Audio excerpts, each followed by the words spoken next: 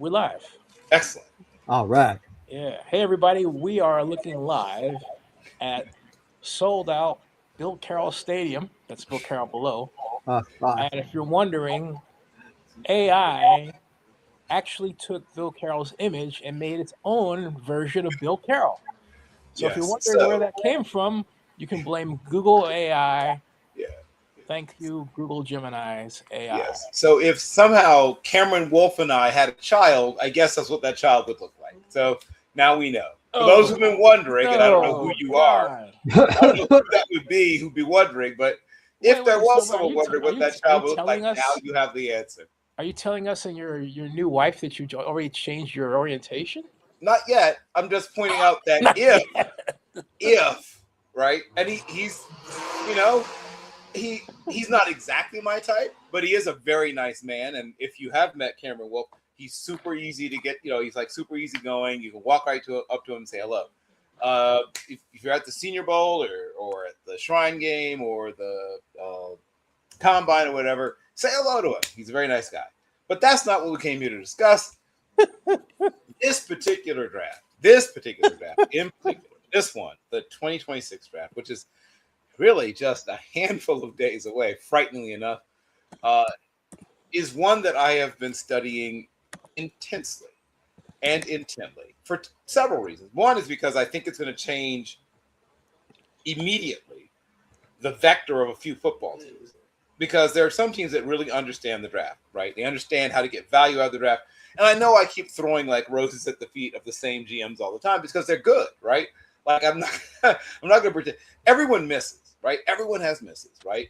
But what I love about the best GMs is they recognize their misses quickly and move on quickly, right? Jalen Reagor was taken by the Eagles before Justin Jefferson. Correct.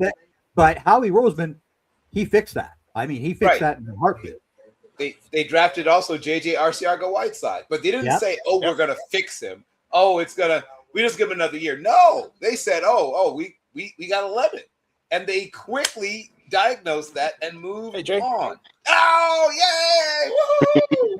So, ladies, gentlemen, all the ships at sea, children of all ages, I want to let you know that don't tell anyone because Matt will get mad. But my particular favorite draft nerd has joined us. Now, don't tell Matt. Don't tell Matt. This is a secret because Matt will be upset. But Jay, I ain't telling. Hello, Jay. So first of all, if you ever go to Indianapolis, let Jay hook you up. He knows all the best places to eat, drink, and stay. So he's the man. If you go to the Combine, hook up with him. Also, he was part of an incredible group that put together a Colts-focused draft guide. Now, that's going to catch on. So you guys, I hope you service mark the idea, because soon everybody's going to do, particularly team-focused draft guides, right? Because that's the thing we talk about with the Colts. And I think it's changing. Jay and I have discussed this. But it used to be you just look at the RAS scores and be like, well, who's in the top 3 or 4 at these positions, right? And then who's available when the Colts draft. But I think that's changing. But Jay, it's being tweaked a little bit. Tweaked. Okay, it's being tweaked at least. Well, I used to joke that Kent Lee Platt should be getting at least like a little bit of a stipend or like a something, right? At least a edible arrangement from the front office of the Colts, something, right? But maybe that's changing. Hey, I've talked to Kent personally a few years ago when they were really, really on a very strong correlation, if not causation path, of RAS scores to Colts pick. And he was telling me the exact same thing. He was like, listen, if they reached out, I'd be willing to consult. I would be absolutely willing to take that job. But, it just seems like maybe it's a coincidence. Who knows? But I guess they just love high-end athletes, and the testing scores usually show that, though. Of course, not every single pick falls into that line. For example, I know a few years ago, everyone and their mother was saying if the Colts are going to go for a defensive end in the 2024 draft, they're going to go for someone like Dallas Turner. Hey, Montel, turn on your camera. Guy, but maybe not the most production at that point. However, they were end up being the first team to take a defender in that class, and they instead opted for Leatu Latu. Still a very high-end athlete. Yes. However, maybe not that same level as Dallas Turner, but far much more polished. Right. And I love that they did that, right? Because they wanted someone who was a little more ready to go. They think they'd sort of learned a little bit from their past experiences that they might not always want to do that. And ladies and gentlemen, I need you to all pause briefly because I have a very special introduction for my friend, my compatriot, my brother from another, as they say, Mr. Montel Hardy. Ladies and gentlemen, please allow me to introduce. Here it is. Here it is. So I'm going to need a moment.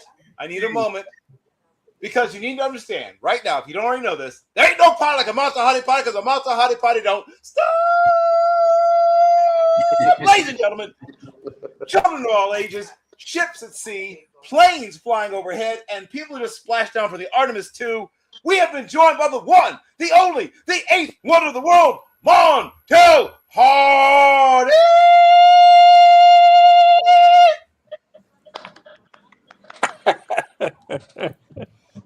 Okay. No more introductions from Bill, okay? Because that was a little. It was hard on the ear, wasn't it, Zenny? Yeah. But you have to say it's been a while. It's been too long. It has been too long. At Bill one point, has a Montel and I definite used to see each other on a career more regular in like basis. the WWE in his future as like the announcer, the lead up, the hype man of the event. So I appreciate you, Bill. I had to because it's been too long. It feels like it's been years since I've had a chance to confab with the one and the only Montel Hardy. Oh, I thought you were going to say it's been years since you yelled like that. Probably both. Yes, I think both things are true. Jesus, man. Well, let's talk about the 2026 draft. Unmute yourself, please, Montel. Yes. Let's get to business here. Yep. Hey, has anybody ever figured out how they're going to get to the NFL draft red carpet? Can you guys hear me? There he is. Ladies and gentlemen, here he is, Montel Hardy. Uh-huh. Can you guys hear me? I'm not. I'm just waving at Montel. I'm not him, folks. He's right here. Yes, he's right down there. He's froze. His face was froze for a second. Now he's Yeah, sorry. Can you guys There it is. Yeah, we hear you. hear me now? We hear you. Yes. Computer. I think I have some internet. Oh, you guys do hear me? Yes. We can hear you a little bit, but it kind of cuts in and out, and sometimes it just pauses on your face.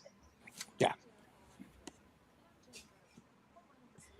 Or something like that. Something like that. Yeah. Well, We let hear the Montel work on audio, it. but we don't see the lips moving. All right, let me restart my computer. I think I'm having some internet issues. Go ahead. I feel like I'm Do what you have to do. He's We'll going see you in a to bit. upgrade his internet package or do something with his equipment. Either way, Yeah, he I'm will not be on back my internet momentarily. right now. But it's I really a will pleasure not- to be here with you guys. I've much appreciated it. Cool. Hey, Yes, we're enjoying well- that you're here.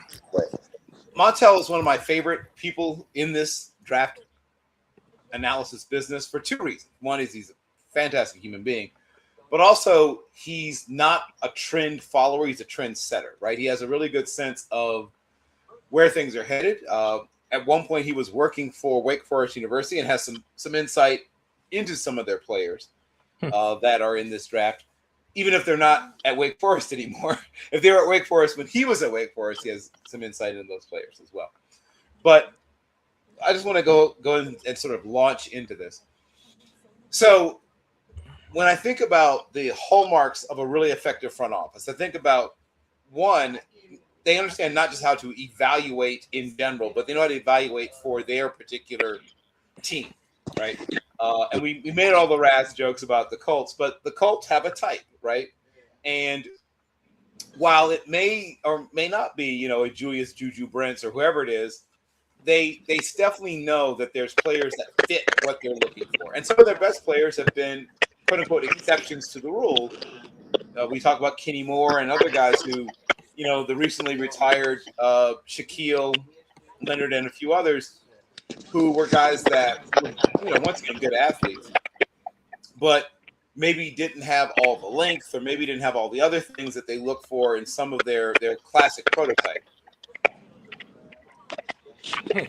So that's also a part of building the beast when you're putting together a team is you have to know when to depart from the path, right? You can't build a team around exceptions, right? But you have to know when to make an exception. But you have to also know who it is that plays. Yeah, I think that might be. Is someone moving their equipment around? Oh, you know what? That might be Montel. Or maybe not. No, No, Montel's he's not. with us. He's not here. So it's not him. It's not me. Let me try something. Okay. And I don't think there's anyone else waiting. Mute there. Nope. No, not yet. Nope. Hey, I think it was Jay Robbins because that's Jay was moving something around, I think, and we were picking up the movement on his mic, but he'll be back momentarily. Hey, Jay. But when I think about the top front office, Jay went black. Sorry about that. Nope. Yep. I am. About the top. I'm a brother. Yes, you are. Well, actually, more Thank like in this case, the Dark Knight. The Dark. Yes. Yeah. Well put. Well, once again, I'll let him work that out. But when I think about things that separate the top front offices, they hit more often, but when they do miss, they don't ruminate over it. They're not stubborn about it. They're willing to say, okay, it's a miss and move on quickly. Once again, I already mentioned Howie Roseman. I think Les Snead is cut from a similar cloth. I think we'd say something similar to some extent about Brett Veach. And maybe to a slightly lesser extent, John Schneider, though obviously they just won a Super Bowl. They're clearly doing something right. They went through a bit of a lull. Like they had a lot of hits for a while there. Then they kind of went through a lull, and now they found it again, right? They have found it again in Seattle. And they really turned that team around, mostly because of the draft. There was some well-picked free agents. They managed to turn that team into a team that is likely to be a contender again next year. DeMarcus Lawrence. And I also mentioned, I think, sort of a stealth, really good GM is Jason Light in Tampa Bay. He doesn't get mentioned as often, but that's another team that mostly builds through draft and development. They like to keep their guys whenever they can afford to do so because their guys are usually good, and two, once again, they fit, right? These guys fit what they do. Okay, here we go. Take two. Montel and Jay are now both very exciting. They are both Dark Knight. They are both black Dark though. Hey Jay, turn your so's Montel. Hey Jay, turn your camera on and off, please. There you go. He's okay. Something happened there. There is something happening. Hey Jay, what kind of camera? What are you using for your camera more appropriately? Right now, trying to shift over from my phone to my laptop. Got it. Real quick. Oh, you know what's going on?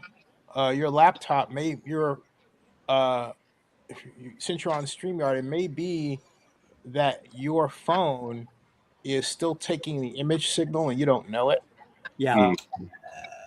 So you may have to go. I would just log out of the phone and go to your laptop then, Jay. Will do. All right. Yeah, make sure look at your phone. It might if it's an iPhone, it'll tell you. You know. And Montel, you look better. I mean, not so much you, but the image we're seeing definitely looks better. Oh, that's awesome, guys. Yeah, no, that's a start, right? That's a start. So I'm glad that everything looks better. I can hear you guys better. So yes, awesome. We can hear you better as well. So I was going to delve a little bit into what it is that separates good and bad scouting departments, front offices, etc., from each other, right?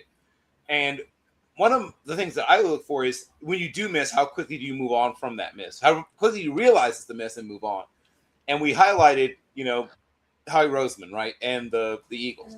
They miss, everybody misses, but they don't say, oh, we're going to fix this guy, right? They don't say, oh, he just needs another year. They're like, nope, let's cut our losses, right? And move on. Or what are the hallmarks that you look for to separate a good front office, a good scouting department, in your mind, Montel, from one that's maybe not so good? Well, I think the first thing is preparation to the highest extent. So you have to be able to prepare, and you got to think about it. At the NFL level, these teams prepare extremely well. You have to prepare a lot better than whatever you think the typical NFL team is doing. So I think preparing for multiple scenarios, I think the second thing is just the depth of the information that you're receiving. A lot of people go to colleges and they talk to the weight room guys, they talk to the staff, talk to the trainer. But it's really important to know, like, look at that high school tape too. What are their lifting numbers telling you? Some guys just have it in the weight room, right? Like Saquon Barkley, they told him at a certain point, hey, this is enough weight. You don't need to do squat. You don't need to squat any heavier than this, man. You're good. You know what I mean? Like those are the guys that you want at the NFL level, the people where they have to say, hey, you're plenty strong here. We don't want to risk any injuries to you. You're good. I think another thing too is just the ability to self scout. Like, what did we do last year in the draft? How did that turn out? How is it? I mean, you can even look, because money plays a role in it. You can look at how it was perceived. Like, what did your fan base think of the guys you got, whether they were good or not? So, to me, I think the key is truly preparing, getting as much information as you can, and then the next part of that is always looking back to the previous year. Even if you weren't the GM of that team or the scouting director of that team, you need to look at what they did that year and have an opinion on it. So, and if it's a good opinion, repeat it. If it's not, then you need to make sure you don't repeat it. But I think it's important to definitely learn from past mistakes, because there's certain teams with certain people. I'm not going to mention any names, but there's a lot of GMs that make some of the same mistakes year in and year out, and it's possibly because the owners are making or would like to see the same mistakes year in and year out. So, yeah. And we've been joined by the one, the only, Draft Jesus. It's Jordan Gagnerata. How are you doing, Jordan? Man, I was doing good, and then I heard that Jay was your favorite. Crazy word. Well, okay, so let me just explain. You are on a different plane because Jay is a mere mortal, right? so that is a slightly different situation for him. But yes, I do very much enjoy Jay. But you are, you float above Jay, right? I love Jay, but you are floating slightly above him. It's a different. You're in the ethers. It's a different level. So I'll ask the same question to you, Jordan. When you look at scouting operations, you look at front offices, how they are evaluating the ones that are very effective and very efficient, and the ones that are, well, not so much. Either of those things. Yay! The gang's all here. Hello. Yes! Hey, there's an image. We are super excited now. But so I'll pick up with Jordan. So what do you look for when you're trying to? What do you look for, Jordan, when you're trying to sort of suss out why you think some organizations, front offices, their scouting operations are effective and efficient, and why some are not? I'm a firm believer that people take too much into their current needs into account when they're drafting. And I think that tomorrow's needs become today's regularly faster than you think. And I think if you're scared to take an elite player at a position you don't necessarily need yet, it risks you not being able to have a great player. And ultimately, you might need a center. Well, if there's not a center worthy of taking in the first round, cough, cough, Ravens, then you don't want to do it. And ultimately, it comes down to just looking at BPA boards, assessing your needs throughout the draft. And I think what really makes successful GMs that doesn't get talked about nearly is that we talk about this upcoming draft class, and we're all excited for it. It's next week. We're all deep in our boards. I just hit over 400. I'm vibing. But the whole thing is, when you're deep in, it's like sometimes I think we don't take into account that, last year's draft happened. The year before it happened. What are these guys like now that they've had a full year into the system? How much faith do you have in them? How much competition are you bringing in to give those guys a chance to really be there? Because you might draft a guy in the 4th round last year that everybody's already penciled as like, oh, he can't be a starter. But he might be that guy, you might already know. And if he's not, then, well, you draft him some competition to make him better. Excellent. And now that we have our full house and Jay is back, when you are evaluating scouting operations, just saying, it's lurking. I really would like to know, what do you look for? What are the things that make you feel like this front office knows what it's doing, and this one maybe is not quite as locked in to how to get this done? I would say that there is one thing that connects humankind. There is certainly supply and demand in terms of our current society, but also when faced with a potential demand shortage, do you panic or do you stick to your guns? Because we see it all the time in the draft. The board can always be manipulated a little bit or thrown a little bit to the wayside because of, hey, we're starting to see a run on a certain position that we need. And all of a sudden, there might be a handful of guys left in a certain tier that we really like, but then there's another tier of guys that are much better that might not be as pressing of a need or might not be having the run on them at that time. Do we stick to our board and we say, hey, we're just going for the best player available as long as it's at like a relative basis need? Or do we panic and say, hey, is this run happening? Do we keep it going and we get another one of these guys, even if they might not be as high on the board? Panic sometimes it can save you, because sometimes you can luck into a guy who ends up being a lot better than that tier, but that's not usually how it happens. If you panic, then oftentimes you just take a worse player at a maybe bigger need and hope for the best in terms of filling out your roster. Like, hindsight is always 2020 when it comes to if these guys hit or not, because there are so many factors. I always say landing spot is the most important factor for a lot of these guys' pro success. Like, if you draft a certain guy who fits a certain scheme, but not necessarily yours, and you think, oh, we can develop into this scheme, and he just never really takes, like, let's say he was a 4-3 hand in the dirt edge rusher his entire college career, and you guys are running a 3-4, and you're like, you know what? Let's shift him either to a little bit inside in our position for still be a defensive end, or we shift him being a stand-up rusher in terms of a technique that we've never really seen him play at in terms of his get-off. And let's see if we can make him work in that respect. Maybe he adjusts, maybe he doesn't. But oftentimes, if you're asking these guys to do a lot of different things that they didn't show the ability to in college, they might not be in the best position to succeed.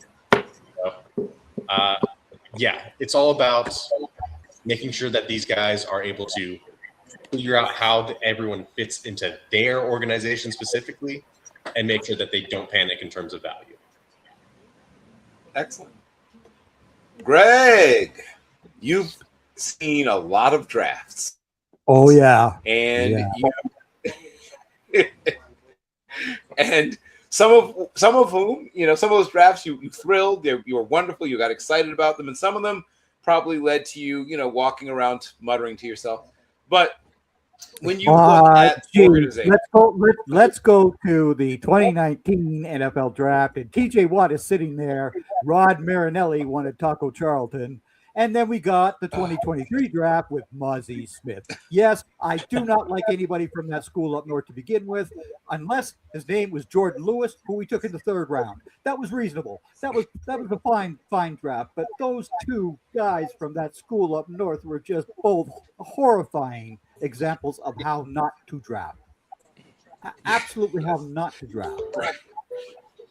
But again, you have the 2016 draft where they take Zeke Elliott 4th overall, right? You've got the Zach Martin draft, and everybody was all upset because they took this guy. And I was just like, are you kidding me? We have the best offensive lineman in the country right now. Thank you very much. That's how you build a winner, is from the offensive line. And now, of course, the 3 Super Bowl teams didn't draft anybody in round 1 on their offensive line. None of them were. But in this day and age, if you don't strike early, you're going to get left behind, and that's trouble. Yeah. And people forget that 2 of the stalwarts of that dynasty offensive line were Division II players, right?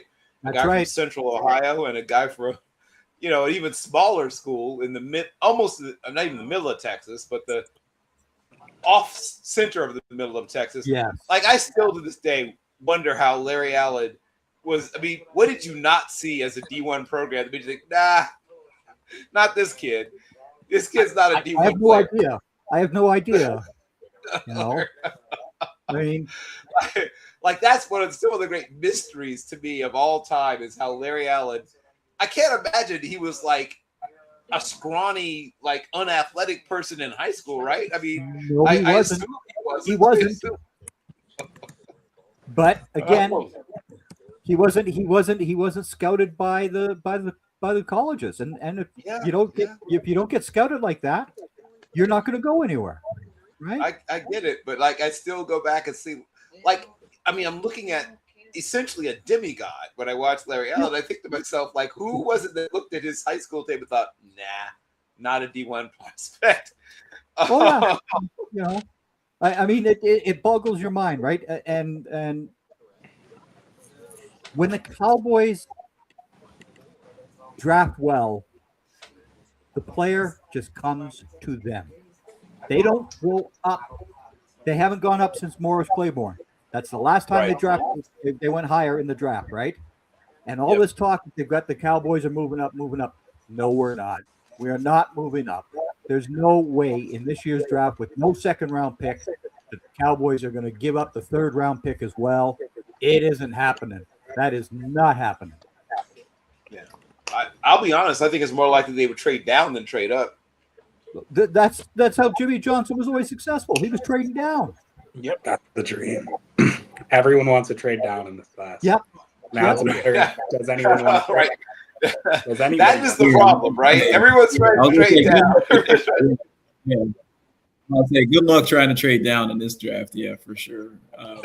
And Greg, to your point, when I said about certain GMs, with certain GMs and organizations make the same mistakes, I was thinking a little bit about Jerry Jones, but I saw you were a Cowboys fan, so I held back, you know. But I knew you were talking about.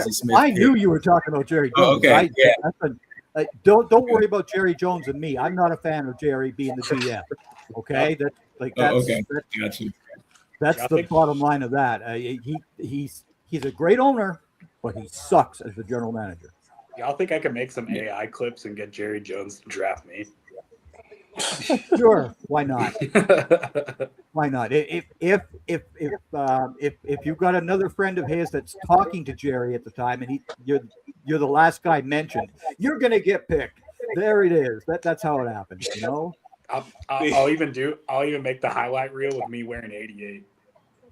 Really yeah. See, now for me, I'm old.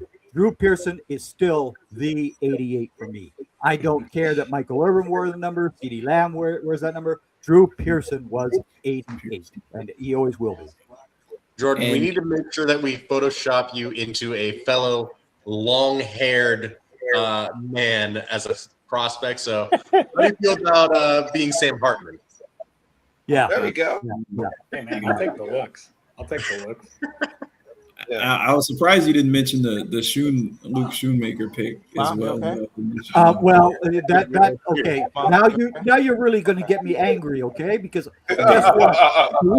The week after the draft, Bill and I will be on discussing that year's draft, and you'll hear me loudly and clearly discussing the entire Mike McCarthy and what's his face, the head coach. The Washington head coach now, Dan Quinn. I mean, those guys were too involved in that draft. Way too involved. Yeah.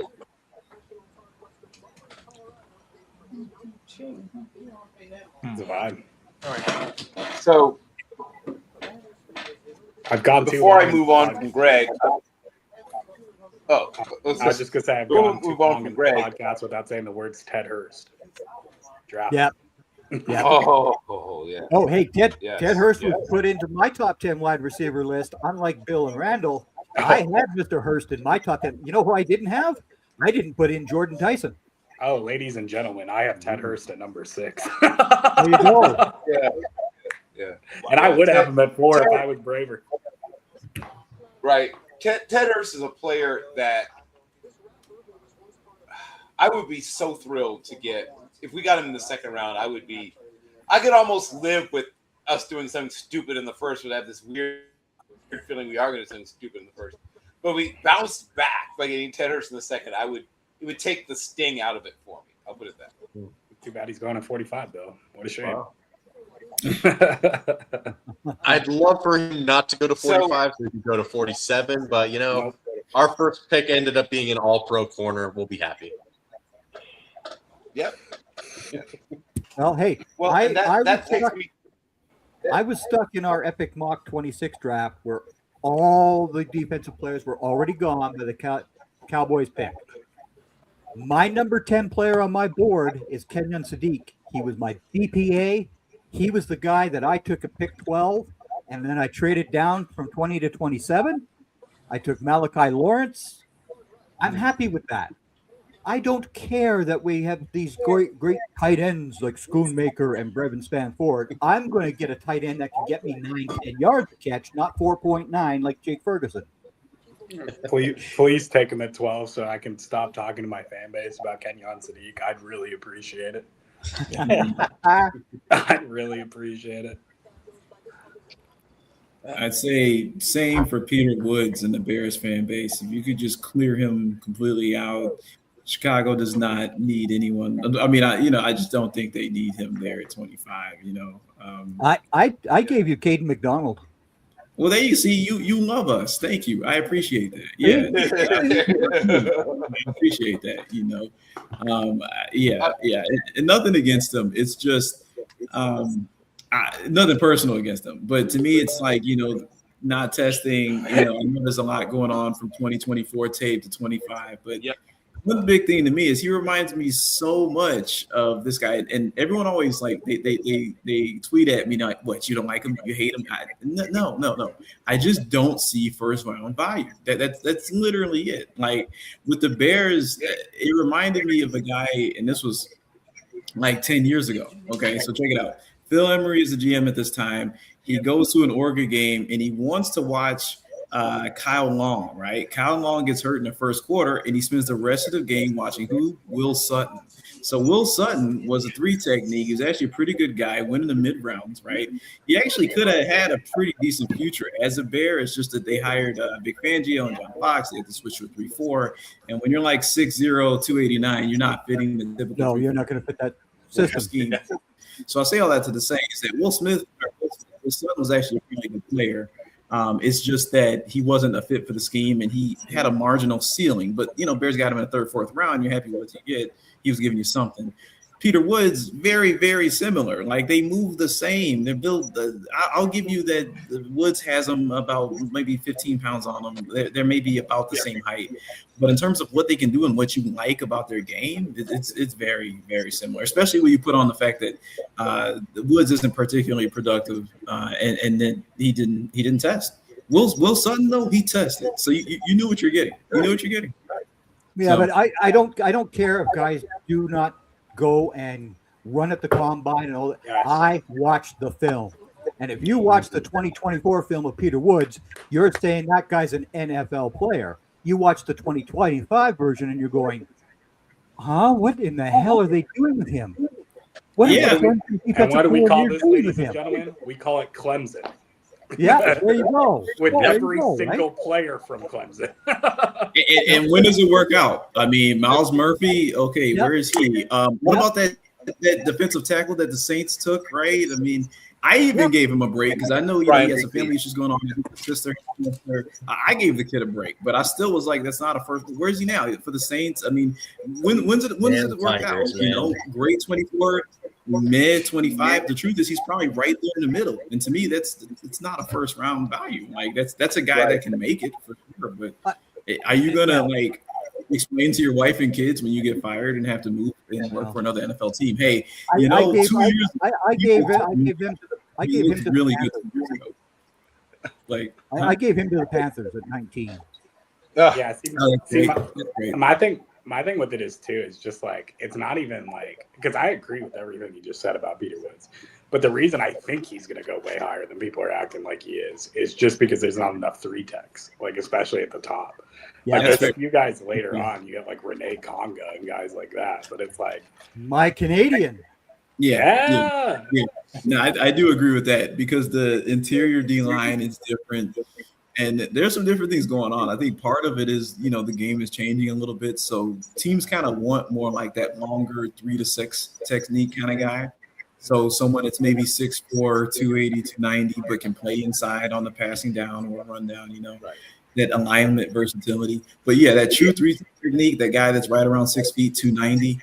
I don't know if it's there aren't that many in this draft, or it's like, is that guy like a nose now, and there's just not that not attractive of a prospect anymore. I don't know. Like, is the game changing? Is it? I don't know. That's what I'm trying to do. That's very fair. I was in charge of the defensive tackles for the Indy draft guide, and I was just like, okay, damn near every single person on this list is a one tech. Yeah. They are all like one techs, noses, like they are staying right in the middle. There's not a whole lot of versatility in terms of these interior guys. They aren't not a whole lot of guys who are these penetrating 3 techs that we are looking for. So hence Peter Woods' value is going to stay high just because of that. Because you get into, there's Christian Miller, there's Big Citrus, there's the Godfather. There's so many different guys from like this like late, like second half of round 1 all the way through like round 3, round 4 even, that are going to be just one tech defensive tackles. There's a huge amount of them. And that's why I'm so excited about a guy like Landon Robinson, right? Because one, not only did he tested super well, and 2, he's very, very productive. So if ladies and gentlemen, Mr. Bill Carroll is complimenting a man who played for the midshipmen of Navy. This is Mr. West Point over here. So when you're listening to Bill Carroll compliment a Navy midshipman, I'm a former Marine, gentleman. So you are indeed seeing me do it, because when I watch players, I watch players. I don't let my emotions get involved. But what is what I will say? When you are looking for players who are going to translate to a position where you're asking them to be explosive and to be productive and to be, as you said, penetrating, right? That one gap penetrator. First, I want to see that you've done it before, and preferably done it consistently, right? And I know Greg doesn't care about testing numbers, but here's why they do matter.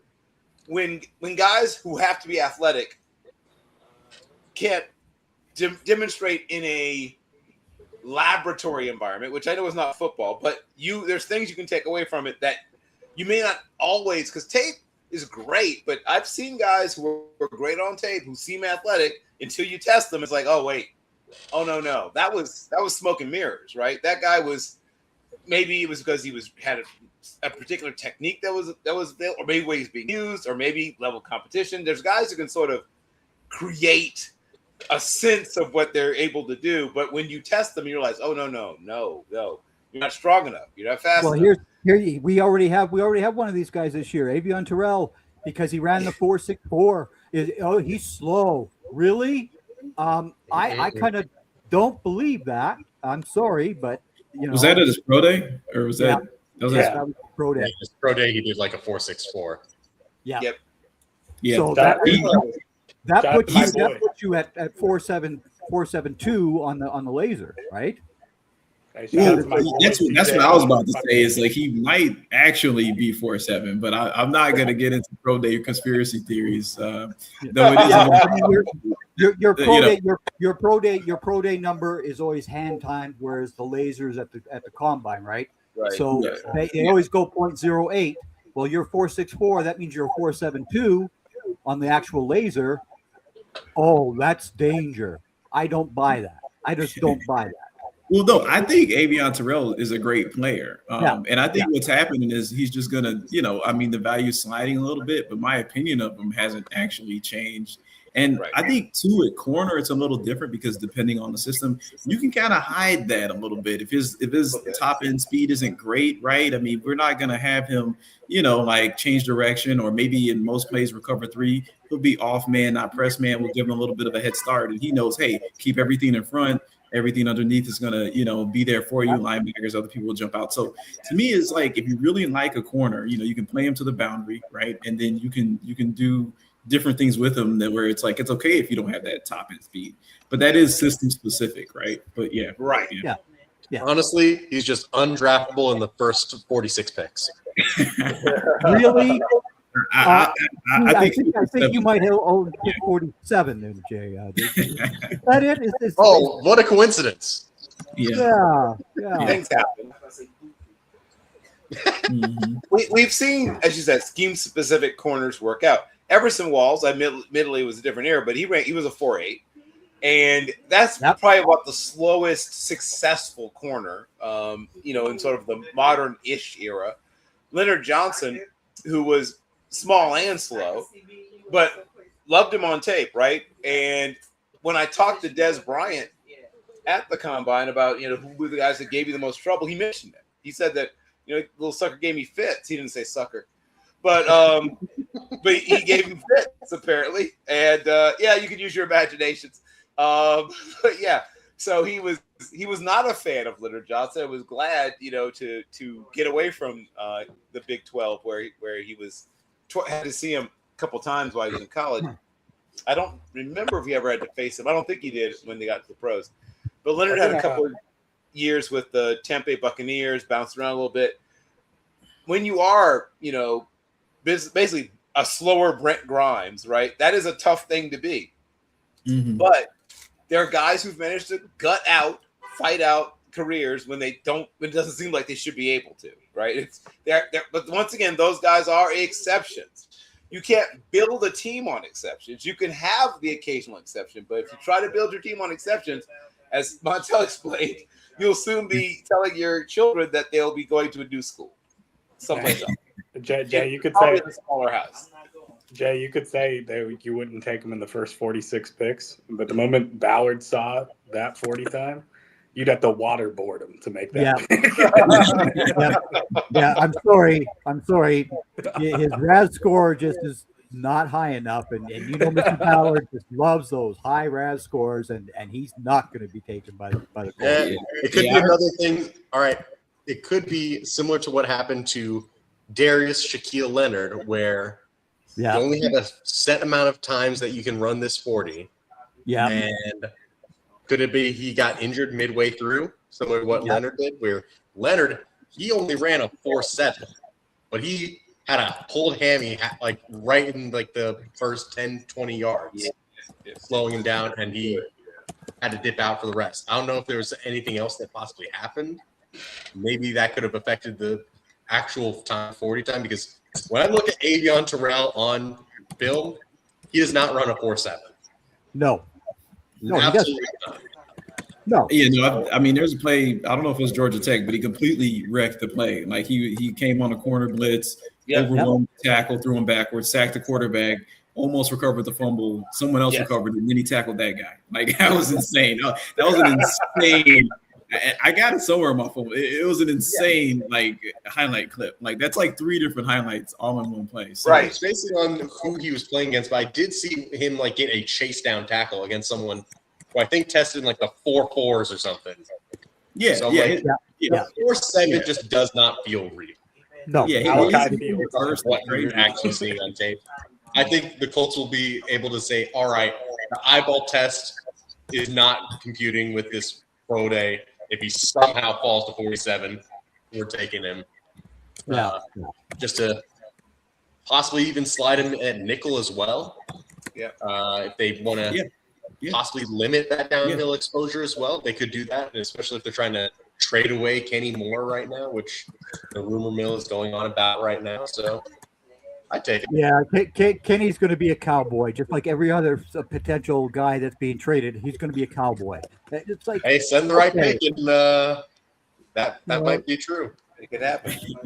Be careful, Greg. Jay's known to get GMs fired unless you want your GM. I would love to fire my general manager. Come on now. All right, Jay, you need to send how I can get in touch with Jerry Jones. I'll send him a nice glass of Woodford Reserve. The fates decide once again. Yeah. Oh. Sorry, Quessy.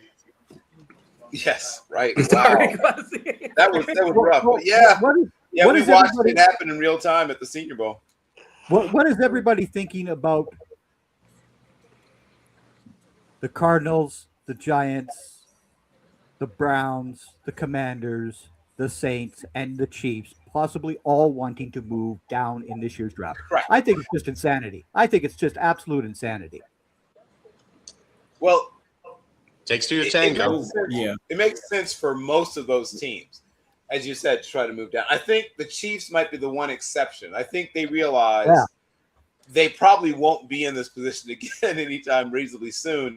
And if there's a player they really like who's a pick or two away and they're not 100% sure that nobody else likes this player, they might actually move up. They might be the only one of those teams that you named that might consider moving up. But you're right. The rest of them are looking to move down. And some of them, they definitely should try to, right? Because they need to try to acquire more picks. When your team is really bad, you want more shots on goal. I mean, that's simple, right? And when you look at, I'll just pick on the Cardinals roster for a second. Work your way through that roster and see how many of those guys you would want on your team. There are some, don't get me wrong. Marvin there are Harrison some. Jr. Sure. There's some. Jalen Thompson just left. There's not a lot, right? Darius Alexander would give a shot. Now there's a Gardner group. Minshew. There's a group of guys who have absolutely sucked for years and years at the NFL draft. Is the Cardinals, and it doesn't matter who the GM is. Yeah. They have absolutely been brutal. It's almost as bad as what the Raiders have been like. I don't know, man. Damon Arnett will forever I'm live. about to say the Sorry, Raiders. sorry, Vinny. Man, they drafted someone that actually like had like a personal health issue. I'm like, I don't know if you should be playing football anymore. Like, Yeah. they drafted. I I forgot. It was like 2018. So Yes. I think Damon Arnett's draft pick in that draft will live in infamy in my head more than any draft pick in that entire draft will. Blew my mind. I'll remember it forever. Well, the thing about that is, like, I couldn't figure. Usually, there's something like, oh, well, he tested like a freak. Oh, where he had, this run of good games on tape. With Arnett, I couldn't find either. Right? I mean, you know what I mean? Like, yeah, I'm with you. You couldn't even use. He wasn't embarrassingly bad or something. But at no point did I say, oh, well, that's the play that got him drafted. I couldn't find that play. Right? You couldn't even find for it. You That couldn't was even find the incredible character. That was the Texas A&M edge class last year. Pull up. Shamar Stewart and the other edge. And both those guys were just horrifying. Well, right. What Samar at least did test like a freak, right? He was a guy who at least you could sell yourself on that. But again, I don't buy. I know you don't care. Running but I'm saying, in like, the underwear and all that BS. I don't buy that. I watch know the you team, right? right, I get that. But I'm saying at least I could. I'm not trying to justify it, but I'm saying I could see how they talk. When you're talking yourself into a player, which I don't recommend you do, but when you're talking yourself into a player, that part. Right, I don't recommend it because think of things that almost never work out. But when you're talking yourself into a player, teams will do it one of three ways. There's the, wow, this kid has amazing character, right? He was a team captain. He's an Eagle Scout. He reads to the blind. All that stuff. Like, so that's one thing. Like, getting back to to mention the Raiders again, but they had a draft where they found a bunch of guys who were team captains, Eagle Scouts or whatever, right? But that's one way to talk yourself into a player. Once again, there's the testing. Oh, he's got upside. Yeah, he didn't do anything in college, but right, that's another way you can talk yourself into a player. And then the other one is in the other direction, right? Okay, he's not quite what we look for physically. He's a little too this, maybe too small, maybe not, maybe he lacks the length we're looking for. Maybe he's not particularly flexible or not agile, but he was super productive at Ball State or whatever it is, right? So those are the three ways you talk yourself into a player. But when you're talking yourself into a player, that means that there's a better player you've talked yourself out of, in essence, right? So I recommend not doing that. Yeah, 100%. I mean, and also to harp on the Texas A&M edge rushers, from last year. Just one little bit. I was actually a fan of Nick Scorton, but I had a higher grade on him when he was at Purdue than when he was at Texas A&M. Correct. And I was like, all right, I have to separate the job that Texas A&M was doing in terms of let's put him into a completely different role. Let's bulk him up to a completely different job and try and change his entire game plan and what his aim is to do every single play and see if he's still good. That was Texas A&M Aggies roll with him. I was like, all right, let's just forget that. Let's just scrub this year because the Aggies don't know what the hell they're doing with Nick Scorton. Focus on the Purdue tape and just try and get him back to that same type of body type and have him work off from that. But to his credit, he had a pretty solid rookie year with the Panthers. And I think he's starting to get back to the Purdue Scorton that we saw rather than the Aggie Scorton in terms of what role they're being asked him to do. But I was about to say his role changed too, and that I think that helped him. Yeah. Yep. Panthers are starting to get slowly better, you know? Yes. Slowly but surely. It's been a nice development for them. They used to be one of the worst drafting teams, but they're slowly starting to teeter into the middle tier. They had too many cooks in the kitchen at one point. Yeah. And had a lot of lack of direction because of it. But now they're starting to have an actual identity, trying to build it up. I don't think they're going to be a great team per se next year, but they're going to be a better team. I think they'll be a solid one and should have a fighting chance to, win the NFC South, the prestigious NFC South, if you will. But again, the owner of that team had been interfering way too much, and he's not interfering currently, which is a good thing. Yeah, I believe that was some of what Jay was alluding to, referring to the sauce. Having people maybe contributing too many of their own spices too. There's a balance you want to strike when you're trying to put together your plan as a front office for preparing for the draft. And there's a lot of different ways to do it. When I think about the Ron Wolf approach, right? Ron Wolf was one of those people that wanted to hear from everybody, right? Now, he didn't put the same value on what everybody had to say, but he wanted to hear from everybody. He was fine with hearing from everyone. And he would weigh it differently based on, what's your track record, right? I mean, things like that. But you could be literally a scouting intern. He would ask you what you thought.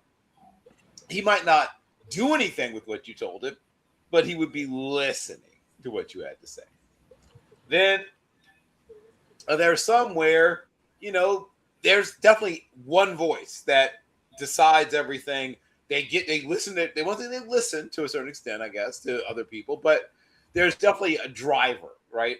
And then others are a little more collaborative. When John Snyder was working with Pete Carroll earlier on, they had a very close relationship. And then it began to fray a little bit later on in their partnership. But early on, it clicked and worked well. I have some sources about what was going on in Pittsburgh. And Pittsburgh is one of those fascinating, sort of complicated. They were a mom and pop shop, for that way of putting it, in the way they ran their draft for a long time. And they were getting away with it because they were having a lot of success doing it that way.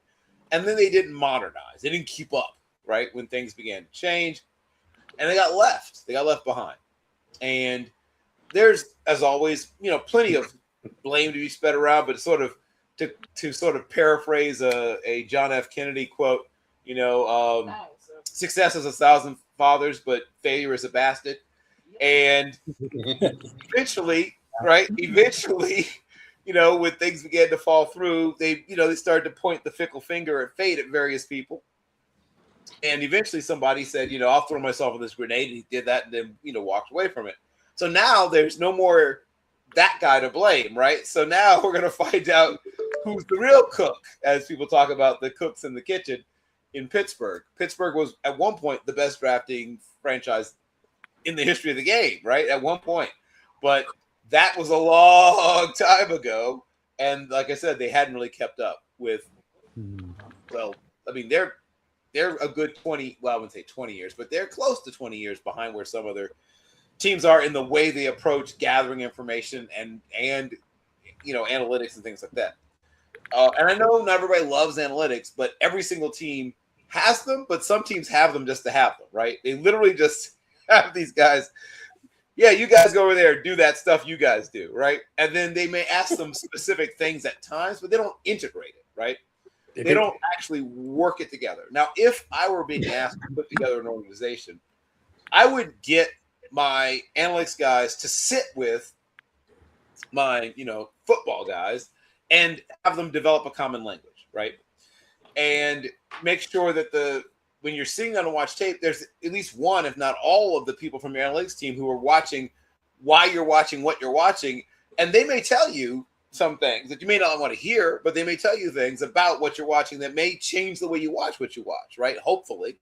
And get them familiar with why you watch what you're watching and what you care about when you're watching players on tape. And then make your film guys go sit with the analytics guys while they do their work and understand why you should avoid players who are a certain age, or why you should avoid players with a certain injury history, or why you should avoid players who, ran a 3-cone that was like a 7-4-1 3-cone and they're trying to play tight end, right? Or whatever.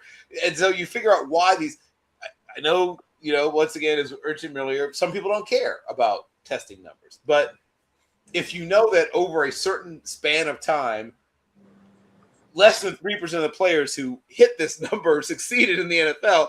And I know some people have the Han Solo approach, never tell me the odds, right? I get that.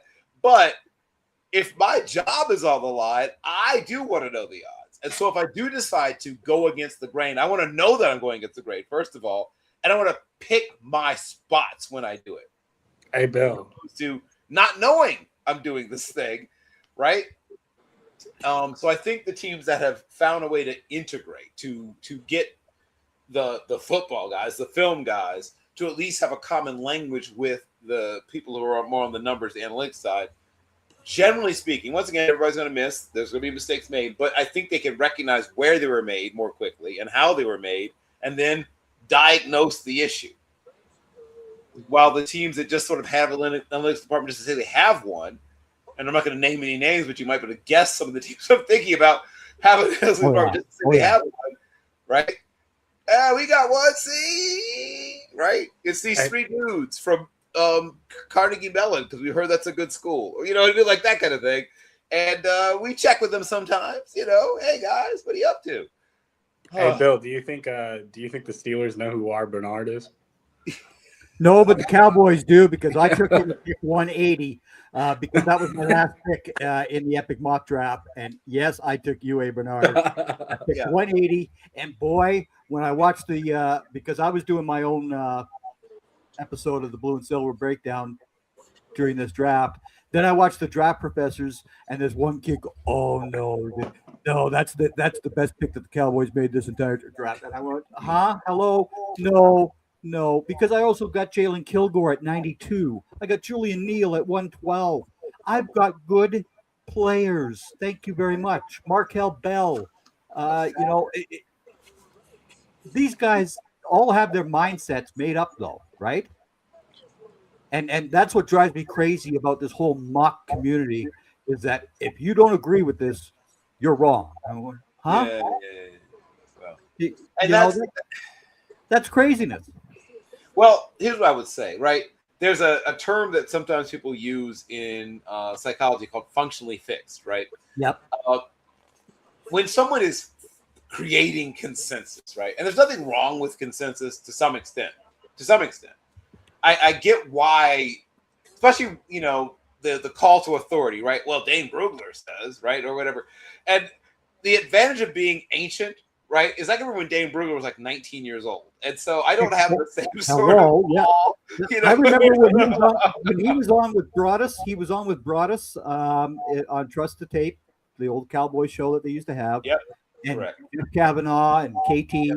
Those were his three kids that he was teaching, and he's always said that Brugler was the one who really stood out. Bang, bang, bang. Yep. He understood the scouting, and that's why he's got where he's at today. Yeah. But again, Brugler has a lot of connections with every NFL team. Obviously, yes. And he's really good. He's very thorough. He's really good. Yeah. He's really buttoned up. Yeah.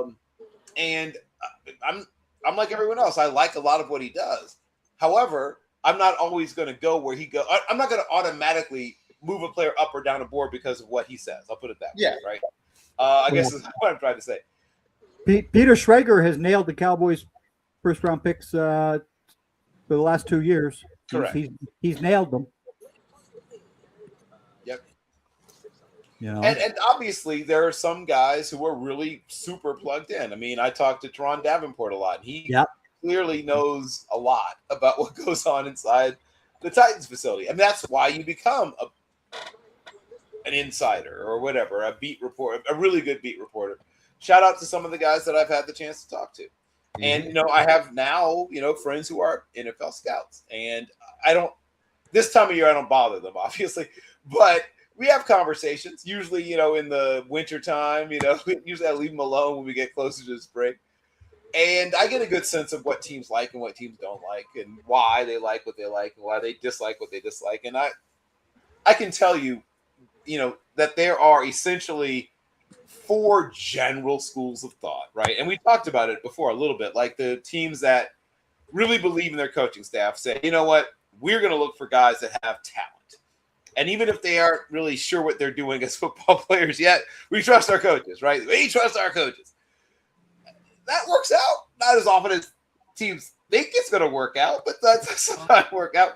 And some people always revert to like Joshua Patrick Allen. See, it worked, right? Yeah, look what Joshua Allen's doing.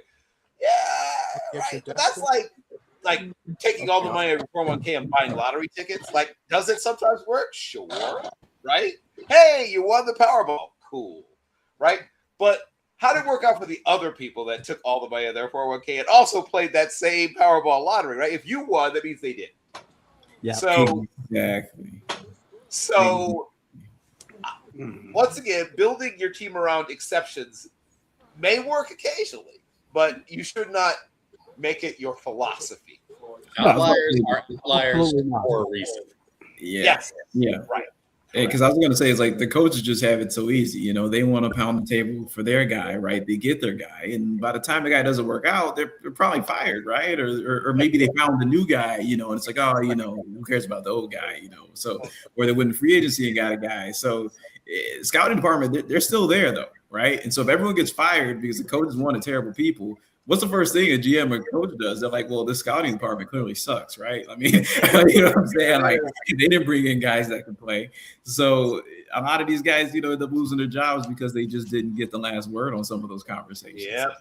It's just something to think about. You know, it's domino effects. Coaches are kind of free from accountability because a lot of those assistant coaches, they're moving up. You know, they're trying to get new jobs anyway. So they're not the scouts are staying around. Yeah. Yep. I'm very appreciative of one thing that the Colts do every year in their like post draft is that they have a whole like inside the war room kind of like documentary series. They specifically bring up like the area scouts or the coaches or whoever who really pounds the table for a certain player.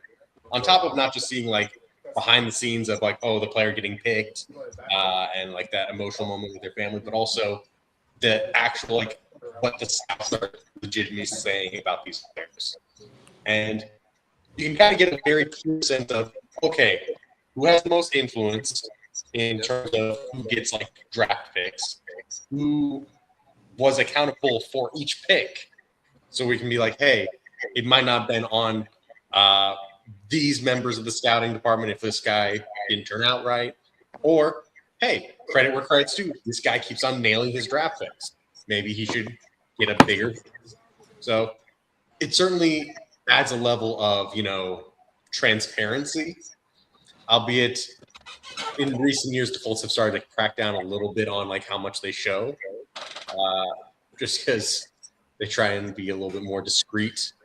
Right.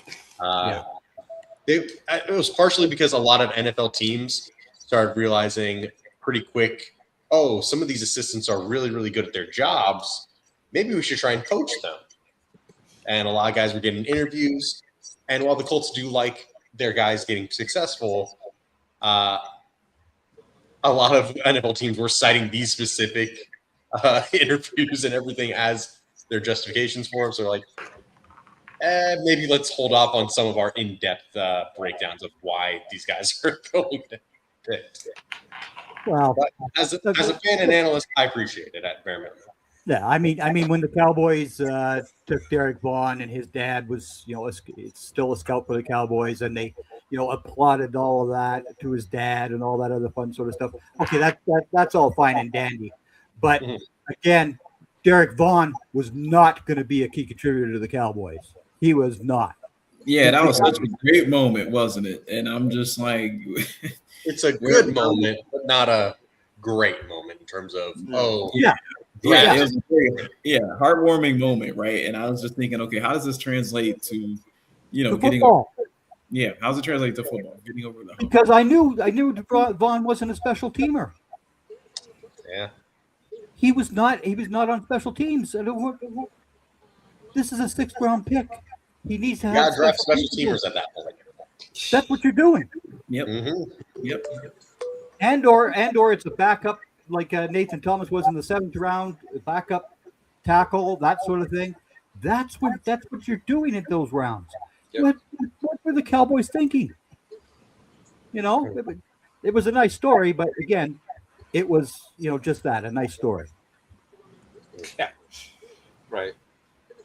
And that's the thing about when I talk about why you do certain things is you want to remove. I get the human element, right? And I'm not saying you don't want like cool little moments, blah, blah, blah.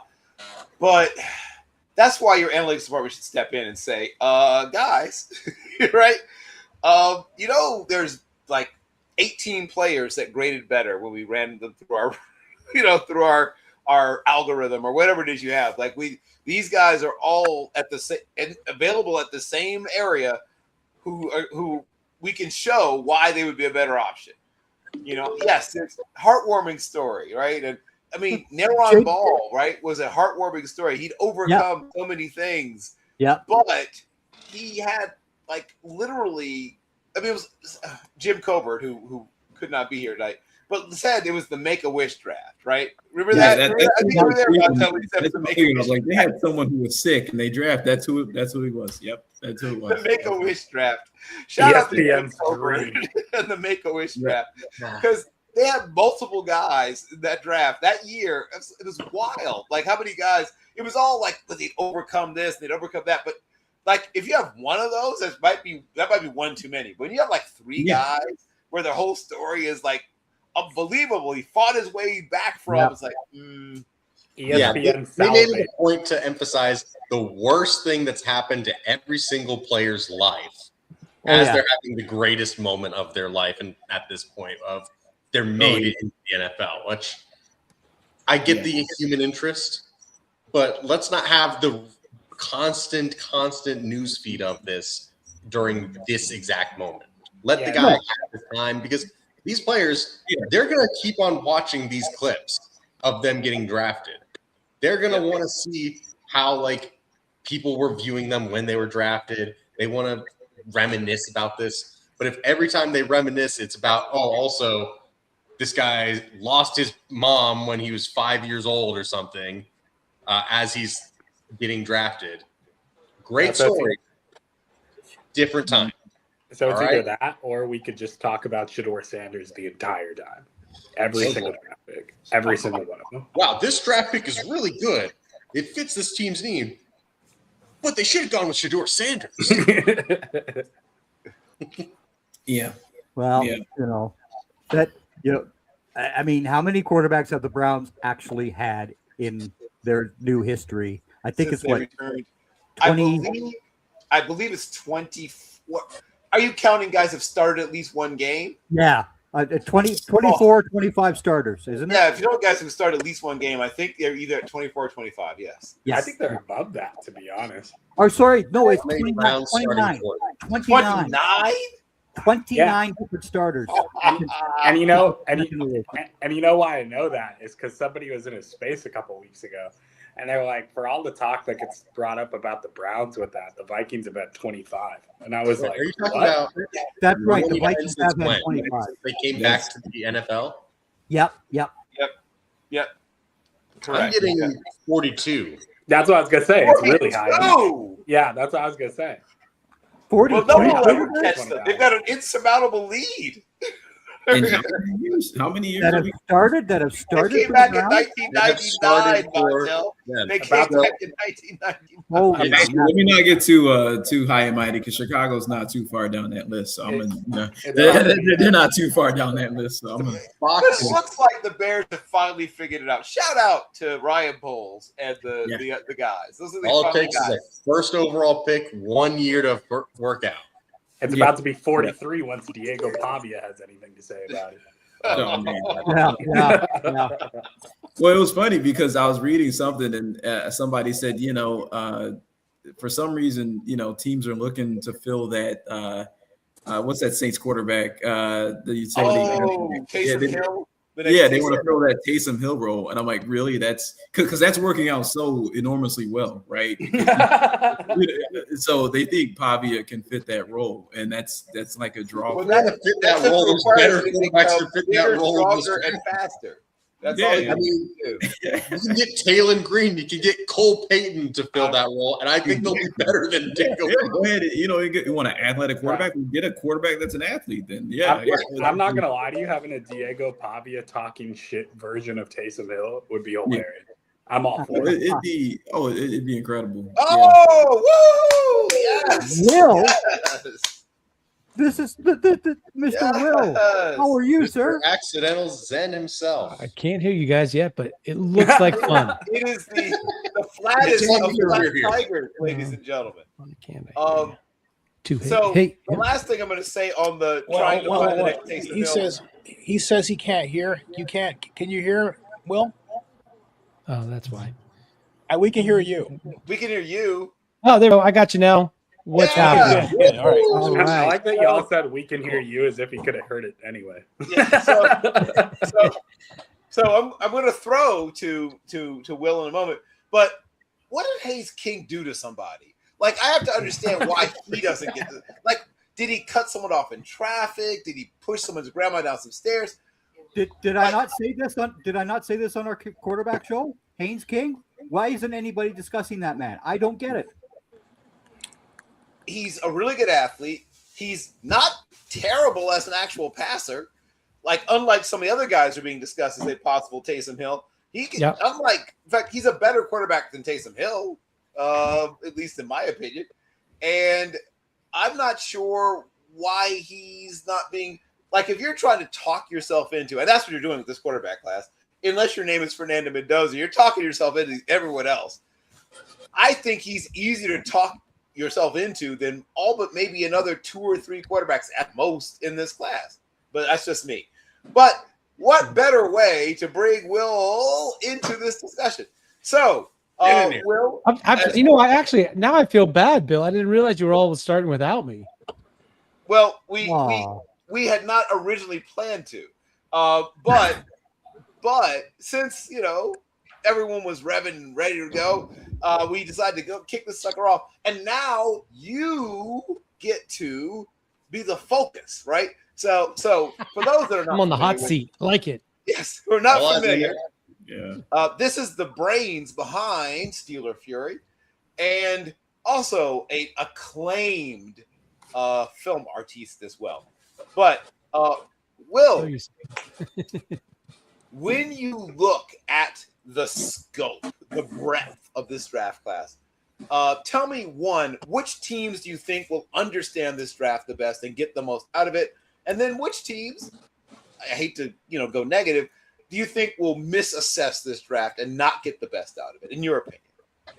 Well, I think it depends. Basically, if you're a team that drafts like the old school Steelers drafts, I don't know, things have changed a little bit in recent years, but the old school Steelers drafts were like, we don't care about your testing. We don't care about anything statistically that you did. We just look at your film. And if we feel like you have traits on film, we're going to draft you.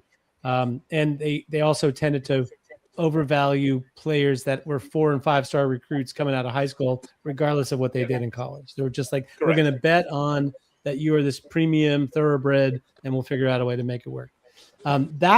That mindset for this draft might not work as well because you only really have a couple of premium players who showed you this is exactly who I am and this is exactly what I can do and plug and play, right?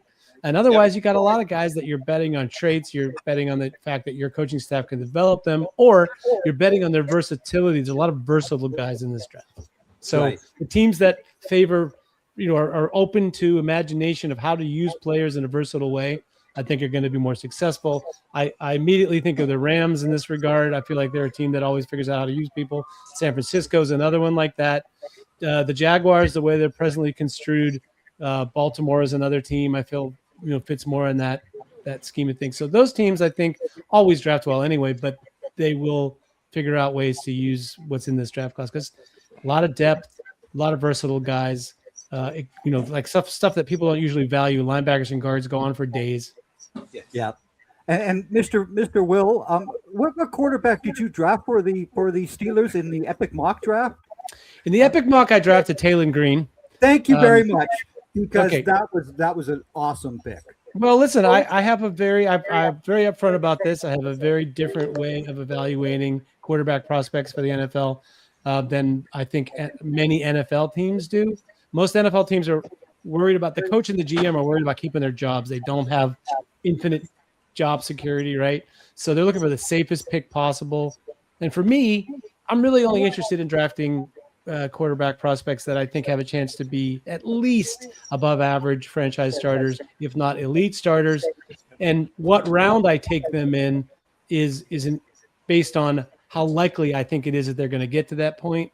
But if I don't feel they have that upside, I'm not even going to bother. So a quarterback that's a safe pick that I don't think is going to be elite, I'm probably not going to draft. So Taylor Green is the ultimate example of you're taking a shot, right? With a player that if it works out, you're getting Randall Cunningham or Josh Allen or something along those lines. And if it doesn't work out, he's still a guy that can probably be a good backup for you, a la Justin Fields. There was a guy in 1995 who your Steelers drafted by the name of Cordell Stewart.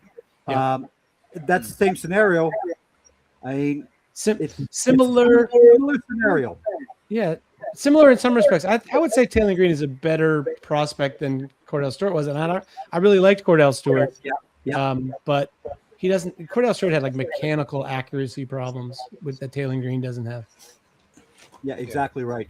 And they played him for a long time too. It wasn't just it'll get better. No, he that was historically his thing. Yeah. And I think Cordell could make it work. I mean, I would say that's sort of like the floor for Taylor Green is you could do something along the lines of Cordell. Although Cordell Stewart had some special gifts. He had the ability to never take a big hit, even when he was running in traffic, and he had the ability to, buy time better as a pocket field than Taylor Green right now is. He's interested in that exit route going backwards a lot, which doesn't work for you. But yeah, I love that. Like I said, I don't know that Taylor Green is a sure thing by any measure, but yeah, if I'm taking a swing, I'm taking a swing on a quarterback that I think has upside. I think there's a handful in this draft class, but they're not usually the names that people want to talk about. Right. Yeah, Taylor Green was my number 2 quarterback when we did our quarterback listings. So yeah, I have him at 2. I realize that because I have to tell people up front that I'm viewing quarterbacks a little differently than you might usually hear them about, because I'm not worried about how safe they are or how high the floor is. But yeah, I have, the guys I'm not as high on Ty Simpson. No. I'm not as high on, like the Kate Klubniks or the kid from Illinois, but I'm a little bit higher on Taylor Green and Cole Payton, Aguilar. I mean, Joey Aguilar and Jack Strand. Like I'm probably higher on those quarterbacks than I would be on sort of a retread prospect who's from a big school that doesn't necessarily show you the upside. You just made a friend out of Jordan. See you, Jordan. I know. Me and Zen have been talking. But it's funny because he sees quarterback the exact same way I do. I'm a thought process of like, I'm swinging for the fences if I'm swinging, because if I'm not, then what's the point of me swinging in the first place? 100%. Because if you have, here's the thing: we root for teams that are interested in winning championships. That's the difference, right? Yeah. If you're looking for a quarterback to give you respectability, then a safe quarterback who was pretty successful in Power 4 or whatever, like that's a good pick for you. But if you're interested in actually winning championships, you got to take swings. Well, I Yeah, and I just have I had Dak Prescott as a late second round pick. The Cowboys ended up getting him in the 4th round, and I was ecstatic. Yeah, and Dak was one of those guys who, I mean, if you look at maybe the 2 years before he's drafted tape, you're like, I don't know, but that senior year, that oh man, he must have been working with a quarterback coach or something. But the mechanics, the way he's everything improved. 30 year over year was phenomenal. But if you were to see it in the previous year, people are like, what, really? Second? Well, Martel, the thing I would say is, I think that's more of a issue of like you see that the player is interested in getting better and is willing to work to improve, right? That's almost as important as just seeing the improvement tells you that they're willing to improve, because they don't just improve by showing up more days. They improve because they work their asses off, Yep. And I remember the first time, when I first was watching Dakota Prescott, he was the short yardage goal line guy, right? And he would come in the same way that Tebow would come in with Chris Leak. He would come in with a guy named Tyler Russell. For those who remember Tyler Russell in his days, he was the starter down at Mississippi State. And then Tyler Russell suffered like 47 concussions, right? Or something. I mean, some crazy concussion number. It was a ludicrous number. They finally said, like, because he was willing to keep going, they told him, like, no, you can't. Yeah, no, they medicaled him. Yeah, in a hurry. They told him, like, no, like the next one you might not get up from. So when he medically retired during Prescott's second year at Mississippi State, now he became the guy. He became the starter. And yes, if you'd watched him, you would have definitely had some concerns. You could see the talent, you could see the toughness, but he couldn't throw with anticipation at all at first, right? He consistently would make guys work to catch balls that should not have been hard to catch. He would consistently take bad sacks, flush out of clean pockets, like almost the whole laundry list of bad quarterback habits he had, right? And then he was a little bit better, and then even towards the end of that first year, he got a little bit better. But as you point out, by that senior year, man, his understanding had just exploded. His mechanics, making nuanced reads, and I mean, they did make things a little easier for him, but he mastered it though. You got to give him credit, and that's important, is the mastery. Everyone talks about how easy these systems are. They are easy, but if you're going to throw, one pick for every 2 touchdowns, you're not exactly in control, man. You know what I'm saying? Like, it's like exactly. And to your point earlier, I was going to say it is so important to shoot for the home run, especially with these quarterbacks, especially if you're drafting one late. I think that was part of what brought the Patriots organization to their knees. You're looking around, you got Mac Jones and Bailey Zapp.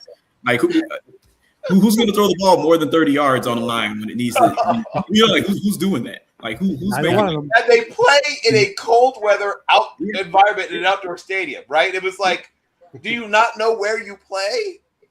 Yeah, and to me, it's just I get it. You do want a quarterback that is an intellectual, that understands it, but it ain't enough. Not when you're playing for the Patriots and you're going to be playing meaningful 4-quarter games late in the year. It ain't enough. Well, I would argue that Baker Mayfield going to Cleveland, the reason he wasn't as successful in Cleveland as he was after he left is because he left the Northeast. He went to a place where he had a good enough arm to be very successful, but man, playing in places like Cleveland, Buffalo, Pittsburgh, Philly, that's a different world, man. Yep. For those of us from that area who play, you're just like, you don't take for granted any particular day that you're playing, what the wind is like, what the weather is like. I mean, that's why Boswell is just an amazing field goal kicker as far as I'm concerned, because that stadium in Pittsburgh is brutal on wind. Not good. Absolutely brutal, right? Yeah, Pittsburgh, one of the windiest, worst weather cities in the NFL. And you see this guy nailing those 55-yarders. Like, what in this guy's got it. Right. He understands it. And it's not just that they have wind, it's that the wind, the only consistent thing about the wind is that it constantly changes, right? Yep. So, so he must, I don't know how he does it, because literally it's like sometimes he kicks through 3 different winds, right? Like the wind that's at like the 12-yard line might be blowing diagonally this way. Then there's a wind blowing like straight down in your face at the 30-yard mark. Then closer to the actual, but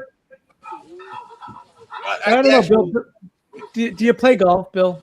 Because to me, it's like if you're a golfer that hits a straight ball, like if you have the right spin on your ball, none of that stuff matters, right? That's If right. you Yeah, I have a guess that's slightest what- little right, good fade point, or right. thing, like it's just no matter what the wind is, it's going to kill your. So I think that's the thing with Boswell is it's like his rotation, his spin is so good that it just he doesn't worry about that stuff. That's what my guess would be. But you see these visiting kickers go to Pittsburgh, especially later on in the year when it's iced and all that, and these guys they have no clue what the heck they're doing. None. Yeah. Hi, Tyler Loop. But yeah. You know. Sorry, I wasn't going to bring it up. I wanted to say it a second ago. I kept it to myself because I know we have people in the house who are still mourning. So. No. Believe me, that was what I needed. And gotten Sir John Harbaugh fired. That man deserves a raise. Good point. Damn, What I did I didn't get miss? him. Hey, Zeddy. By the way, Zeddy, I didn't see. I just saw you right there. How you doing, man? I know a lot of faces here. Jay, I don't know so well. So anyway, hello to you, sir. Well, Good to see you, Ben. yeah, I hope the two of you. First of all, if you check out the Colts focused draft guide that Jay worked on, it's excellent work. I highly recommend that you check it out. Getting back to what we just talked about, the quarterbacks. Like if Davis Mills was in this draft class, he might be my QB2 in this class, right? Yeah. Oh man. Yeah. Davis Mills. Oh yeah. Yeah. I remember that guy. I mean, the thing about it was, I think the mental part of it, was tough for him because some of those reads were thought out, but he had the arm strength and it looked good. Like the tape looked good. Did you see Davis Mills pro day? I did not.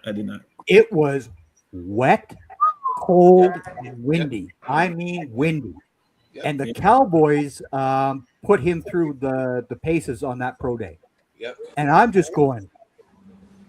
Oh, you know what? I'm This thinking guy- about Davis Webb, not Davis Mills. My Two mistake. different guys. Yeah, exactly. Yeah. I started there too. Right, Just all like right. you, Get your man. head. But Mills Davis, is back for the Texans. So Davis Wells played at Cal, and so I was thinking about that tape and the velocity. Okay. Davis Davis Yeah, all Mills played at Davises are the Davis same. Mills played at Davis No Mills with mistake, Stanford. With Stanford, not Stanford, Cal. Stanford. Stanford. Exactly right. Yeah, Well, yeah. yeah. but again, when I saw his pro day, I said, this guy could be a very good backup. But of course, he was put out there as the starter with just that one season behind him, which drives me insane. Yeah, and a sieve offensive line. It was just a bad situation right. for him. Yeah. Yeah. And again, though, he is still the backup quarterback to CJ Stroud. So congratulations. I mean, you've hung in there. Yeah, No, he's holding it down. Matter of fact, I wouldn't be shocked if someone made an offer for him, like a trade offer. I mean, serious. I mean, not to say he's going to be, but somebody might need a guy to hold down the fort, and that's where we're at, like in terms of quarterback at the NFL. Like we don't even have that bridge guy anymore. Yeah, but this is why I say that you take swings in the draft because there's guys like Davis Mills that are available. There's guys on the street that are placeholders or can like keep you afloat for 4 games or something, right? So like why worry about the floor of a guy you're drafting on day 3 or even at pick 99? Like I don't really understand why you're so worried about. We need to make sure he's at least good enough to be a backup quarterback on our team, but I don't think you get better like that. I think you kind of a little bit got to put him in the pool and see how they how they swim.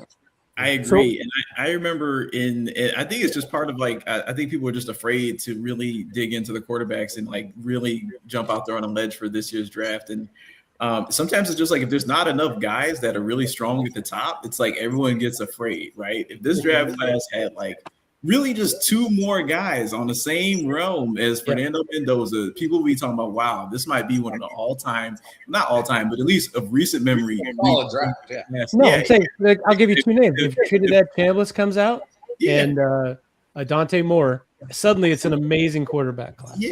If you have a situation where at best you're saying Ty Simpson is quarterback 5, people are like, whoa, that's a class right there. That's a serious Hey, let me ask you guys a question. Do you think there's any possibility next year's draft class for quarterbacks will be a bust?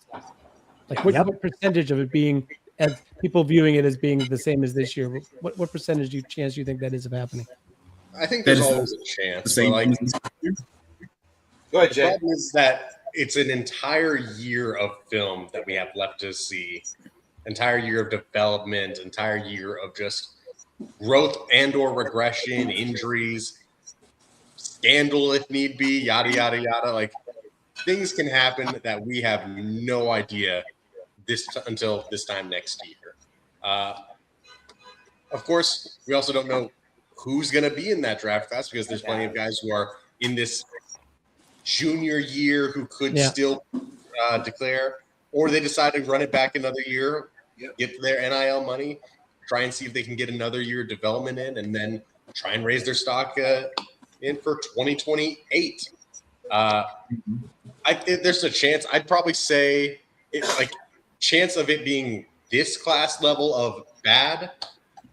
I'd say maybe like 5-10%. But I feel like a lot of things have to happen to go the wrong way to get there. But certainly within the realm of possibility. I can't say. Yeah, it's never impossible. I do think there's enough guys who are out of eligibility that even if just those guys came out, I think that includes Josh Hoover and Mateer and Chambliss. Yeah, and Maeva, I think, is another one that is. I'm big on him. So I'm just saying, if just those guys come out, quarterback 3 or 4 in the class is going to be arguably as good as quarterback 1 is this year. Really, I mean they're very similar kind of talent. And then if you toss in if Lenore Sellers bounces back, I forgot about Lenore Sellers. I would have said if Sam Levitt stays healthy all year. If Arts Manning declares the savior, Messamaker, Messamaker could come out and easily be a quarterback 1. So it's like there's a possibility of upside, but I'm just saying the floor I think is pretty dang good next year. Oh yeah, I mean that obviously next year's quarterback class is going to be a better group than what we've got this year. But again, when everybody does their summer rankings and they go, this is quarterback 1, this is running back 1, and all that. I don't do that. No. There's no value, honestly. There's zero value putting a number beside a player in summer scouting. There's no value to it because last year, Archibald Charles Manning, number 1 quarterback. That's it. That's all. Give me a break. By game 3, people were like, "Yeah, I don't even know." Like this guy. You would have known calling for him to lose his starting job, right? Yeah, I remember the days when Carson Beck was supposed to be a first overall draft pick level quarterback. Yeah, in like the summer scouting of what, like 2024, 2023. We don't even have to go back. We could look at this current draft class. How many people saw Drew Aller going that high? I'm not going to lie. I was kind of a believer there for a second, only because freshman year Drew Aller was ahead of your typical Penn State quarterback, and then somehow it just, it just never progressed from that. Drew Aller showed you something more than say senior year Mac McGlowan, if you guys remember that guy. But if it's like if we talked about a quarterback playing behind a sieve offensive line and not doing him any favors for how he looked, playing for James Franklin and his mindset offensively at Penn State would also make you look pretty bad. And I try to remember that when I'm hating on Drew Aller and think, maybe he's, gets away from James Franklin, it might help him. But last year he had Tyler Warren as his safety blanket. That's right. Yeah. And everybody was saying Katron Allen and Nick Singleton, 1-2 running backs, 1-2 running backs. That's been here since they were freshmen. Again, I think Jeremiah Love and Jadarian Price are going to be the first 2 running backs off the board this year. Absolutely. What happened to Katron and Nick? Yeah, they ran into the James Franklin disease. They really, I'm telling you, man, that's where offense goes to die. Yeah, Mr. Sky Punt there. This was not going to win the game, but we have a chance to set up, a great sky punt, guys. So that's what we did. I think what drives me. He said it and was serious. I was like, I think what drives me so insane is like the flaws just that are drastic, that it's like, man, you really could just talk to somebody about this and probably figure it out. Like I always go back, like my favorite Drew Aller play was an incompletion this year. And his front foot was literally behind his back foot. And he threw the ball like that. And I was like, oh, God, that's going to be one of the worst ducks I've ever seen in my life. And that thing went 13 yards and completely missed a receiver. But I was like, wow. Still amazing. It's a physical tool. The best incompletion I've ever seen. It really was. It was incredible. His physical tools are, sort of maybe Taylon Green. Well, I'd put him in like a Will Levis kind of category. Yeah, that's from physical tools. fair. Yeah, Right? that's a good comp for that. Yeah, dumb I saw from Will Levis that and this is college Will Levis, not to where he gets to the Titans and he's but psychologically beaten like a mule that's rented. Yeah, absolutely. I mean, Levis couldn't identify That's the like Tennessee effect pressure right there. from his visible side. I mean, it's okay if as a quarterback you don't see the blind side pressure, but you don't see that front side pressure, then that's all The you, other man. thing, Yeah. Montel, the other thing he couldn't spot, he could always hit him, but he couldn't see him, was deep dropping linebackers, right? If you dropped a little deeper than he expected, he might not see you, but that ball might kill you if you aren't careful, right? Because he would hit you dead in the chest with it. If it was a javelin, you're dead. Oh yeah. So True.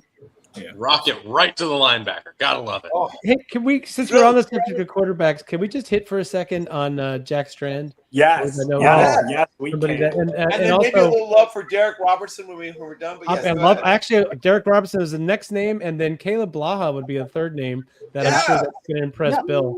But I watched all three of those quarterbacks quite a bit. I have a really good comp for Jack Strand, though. For those of you who remember. Do you remember Cole Kelly, the quarterback from Southeast Louisiana? Yes. Big, tall guy, played in the NFL for Memphis. That to me is like I watched Jack Strand and I was like, oh my god!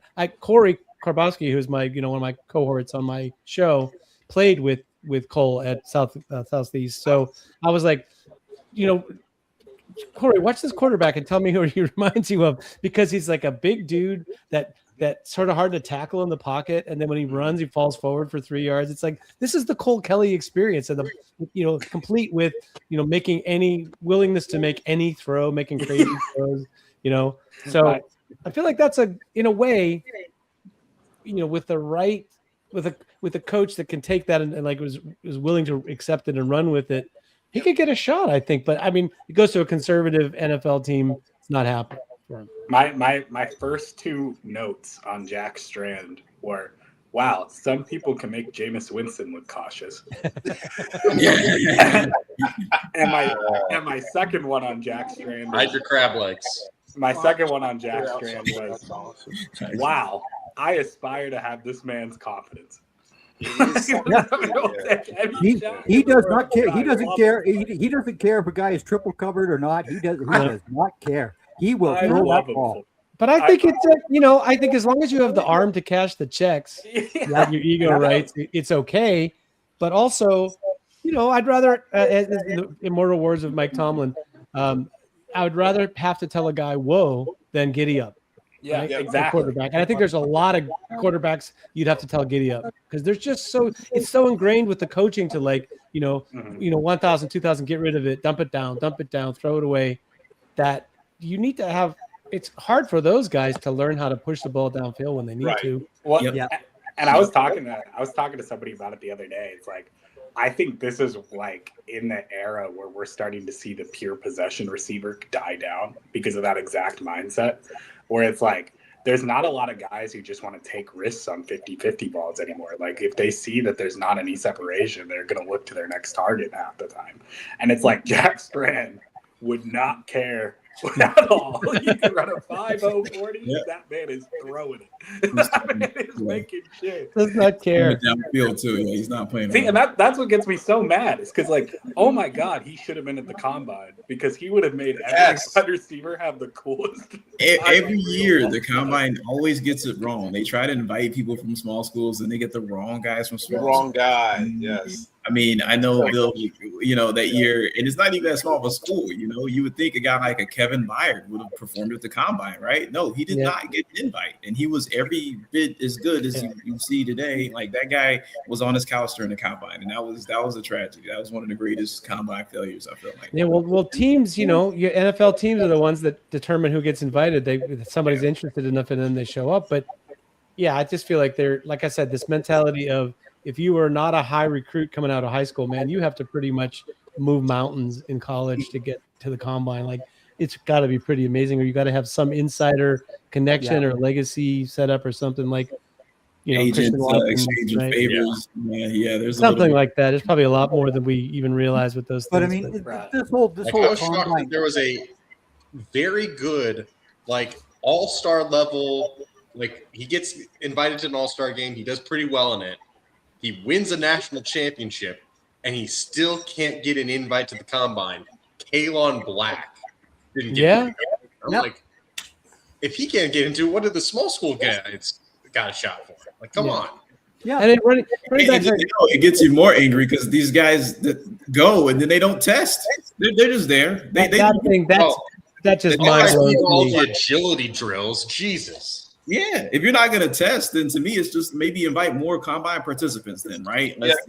That's my thing. Yeah, have a whole medical only group that come and a whole testing only group. Yeah, exactly. Right? Have the guys declare that they're going to be only there for like interviews and get their medicals checked out, but not do any testing. Have them in that separate category, exactly like Zen said. And then day one, all those guys out in and out day one, so they can get back to whatever they have to do, and then everyone else who's there from the rest of days 2 through 7, you have to 3 minimum, right? The buy-in is 3. You have to participate in at least 3 testing events. There was I blame the agents. Players. There was only 6 players this year that did every event at the combine. 6. Well, to your point, I blame the agents because the agents won't let offensive linemen do the short shuttle drill because they know that there's a marker that people are looking for, 447. They won't let the edge defenders or the edge players do the 3-cone because they're looking for 7-second 3-cone. So unless you know you're going to come close to that mark, nobody's doing it because there's no pressure on them to do it. But teams, I don't know. I feel like there's enough analytic-based teams out there that they must be getting their data from game action now with RFID or whatever, so they don't need it anymore for the testing. Because I can't believe that they would let players not do that. Well, the thing about in-game stuff is fairly new and not yet proven. It's just data that's there. We don't know. Like people are always saying, this person, ran 20 miles per hour. We tracked the game speed. Let me tell you something. I can't remember the name of it, but essentially that same system we use at Wake Forest in practice. And there are receivers that work at Morgan Stanley right now that hit 20, 21 DBs that hit 20, 21, 22. Yeah. So it's not, you know what I mean? That game speed is not what you think it's doing. Don't be knocking that Morgan Stanley softball team, man. They got some athletes. That's the thing. They only talk about the top speed that these guys hit, but they don't say how quick they got to it. What was like the acceleration level? Could they sustain it for more than 3 steps? That speed for an extended period of time? We're not getting that data. We're just saying, he's able to get to a top speed of 22 miles per hour. He's going to be a 4.4 sub guy based off of that. I wish so badly that I could see the players who are at like 12 miles per hour. I just want to see that. Yeah, they're going to see me play on Sundays. They're gonna, but I just think the one thing that it's just so many kids turned it down this year. People showed up. Okay, I'm just gonna run a 40. Okay, cool, man. Some people didn't want. Just so many highly rated guys turned it down. Yeah. I mean, there are DBs, and it's like, what are we doing? Like guys. I mean, they know short shuttle and 3-cone is important to edge rusher. You don't want to do those tests, fine. Yeah. And that's the way I'm treating them from now on. I can't give you a high ranking in my board because that means you're not going to hit a critical threshold. Which the funny part about it is, it really matters how tall you are and how much you weigh. So you don't even know what your threshold is. With 220 pounds is not slow with 250 pounds. Right. These things, people. Okay, I mean, can I go off on my RIS rant a little bit? I mean, I love the service that Matt is doing, that the Math Bomb is doing, Ken. But I have conversations with him over the years because the testing numbers are so much more impressive. The same numbers for a guy who's 320 pounds compared to a defensive tackle who's 280 pounds, and the scores don't really jive with that. They give they give him a little higher score for being heavier, but it doesn't, like running 4.99 at 323 pounds is incredibly more impressive than running 4.99 at 270 pounds. So there's that aspect. And also for me, edge rushers, explosion is a really big part of it, and it's only when you take into account their height and mass. So you're taking a height and weight adjusted explosion numbers. That tells me a lot more about a guy's future ability to have power than just looking at, hey, I had a He had a 40-inch high jump, but he's only 234 pounds. It's different than the guy who's 255 with the 39-inch 40. Yeah, Caden exactly. Proctor And I call it is the the gumbo first guy- method. They Caden just take Proctor- all the numbers and they just put them in there, and it's just, But the kids, I think that the players see that, the agents see that. That's something that it's become sort of like a pro football focus grade that is now a thing. And if you can only run some events and have, I'm only going to do the events I'm really good at, I'm going to end up with a 9.799 RAS. Why ruin my RAS score by running a subpar shuttle or 3-cut? You got Caden Proctor this year, who in his vertical jump was over 32 inches. The first time ever anybody that size has ever gotten that high. it's insane. That is insanity, Yeah. plain insanity, right? And everybody always says that Caden Proctor's not going to be a good left tackle. He's better as a guard. And I'm going, he gave up 1 sack this year. Either way, man, I'll take him. Yeah, Caden Proctor, it's never been a physical thing. To me, it's about what's between his ears. Like I think that is my only reservation with Proctor. Can I throw this? Can I throw this out here too? First off, I'm not a big Caden Proctor fan, so I'm a part of getting the minority in this group. Sure. But I am so tired of people looking at people who don't have great testing scores at tackle, and they're like, "We'll just move them to guard." Like, because you don't have to be an athlete at guard, right? Yeah, they don't do anything athletic, skip pools. No, they'll do anything. They'll do anything. Yeah, because they guards just don't have to be on the move or out in space ever in any Ever. blocking. Yeah. What's a pole block? Yeah, right. It's nonsense. What's though. a But wide I- zone? Yeah, Goddamn. right. Exactly. Wide zone. But my thing with Proctor, and I think athletically, I feel like he gets it done, but mentally, he has a few clips on tape where it's like, how long has his brother been playing football? You know what I mean? Like there's some come on man clips on there. Like he could be the NFL's JaVale McGee. And if you know about McGee, like, high upside, awesome athlete, but he's airballing layups as a 7-footer, right? He's there's a lot of stuff there. But with Proctor, it's just I feel like at Bama, and I don't know this, but I feel like their coach is not, he's a little bit on the sweet caring side, and it seems like they spoiled him a little bit, because for some of the mental errors he made in game, he should not be getting the ball near the goal line. Like, you know what I mean? Like, right, but I would say the same exact. I almost have the same scouting report on Monroe Freeling. I mean, Freeling is the guy that missed assignments, was often the guy that physically can do everything. But I give him a little bit of a break. I don't really think much of the offensive line coaching at Georgia right now, but just from seeing what their unit looks like compared to what it looked like in the past before that guy was there. But I just feel like, is it easier to fix that? Like, I don't know. Is it you don't know without going to visit the schools and meeting the coaches and meeting these prospects in person? It's really hard to know. Is it something like a lack of coaching or lack of concentration, or the fact that he's 18, 19 years old? I mean, kid's not 20 yet, right? No. So I don't know. When you were 19, I'm not sure how you dealt with stuff like that, but because he looks like he's the size of a house, you assume that he's an adult, but maybe he isn't really there yet. Yeah, no, I think he's definitely guys who are like some of the youngest guys in the draft too. Both of them are. Proctor's 20 and Freeling's 21. Yeah, something like that. And those two are for sure. Yeah. And hopefully, it gets better. And you're right. It depends on how much they love the game, how much they want to get better and work at it. I think that's going to be critical for a guy like Proctor. But yeah, some of those clips, man, I'm just like, wow. I mean, there's one, it's like third and maybe third and long. It's in the playoff game against Indiana. It's their first offensive drive. Okay, Indiana drove down and scored. All right, third and long. Indiana makes an adjustment. All right, center points at the guy, guard points at the guy. Caleb Proctor points at the guy with them.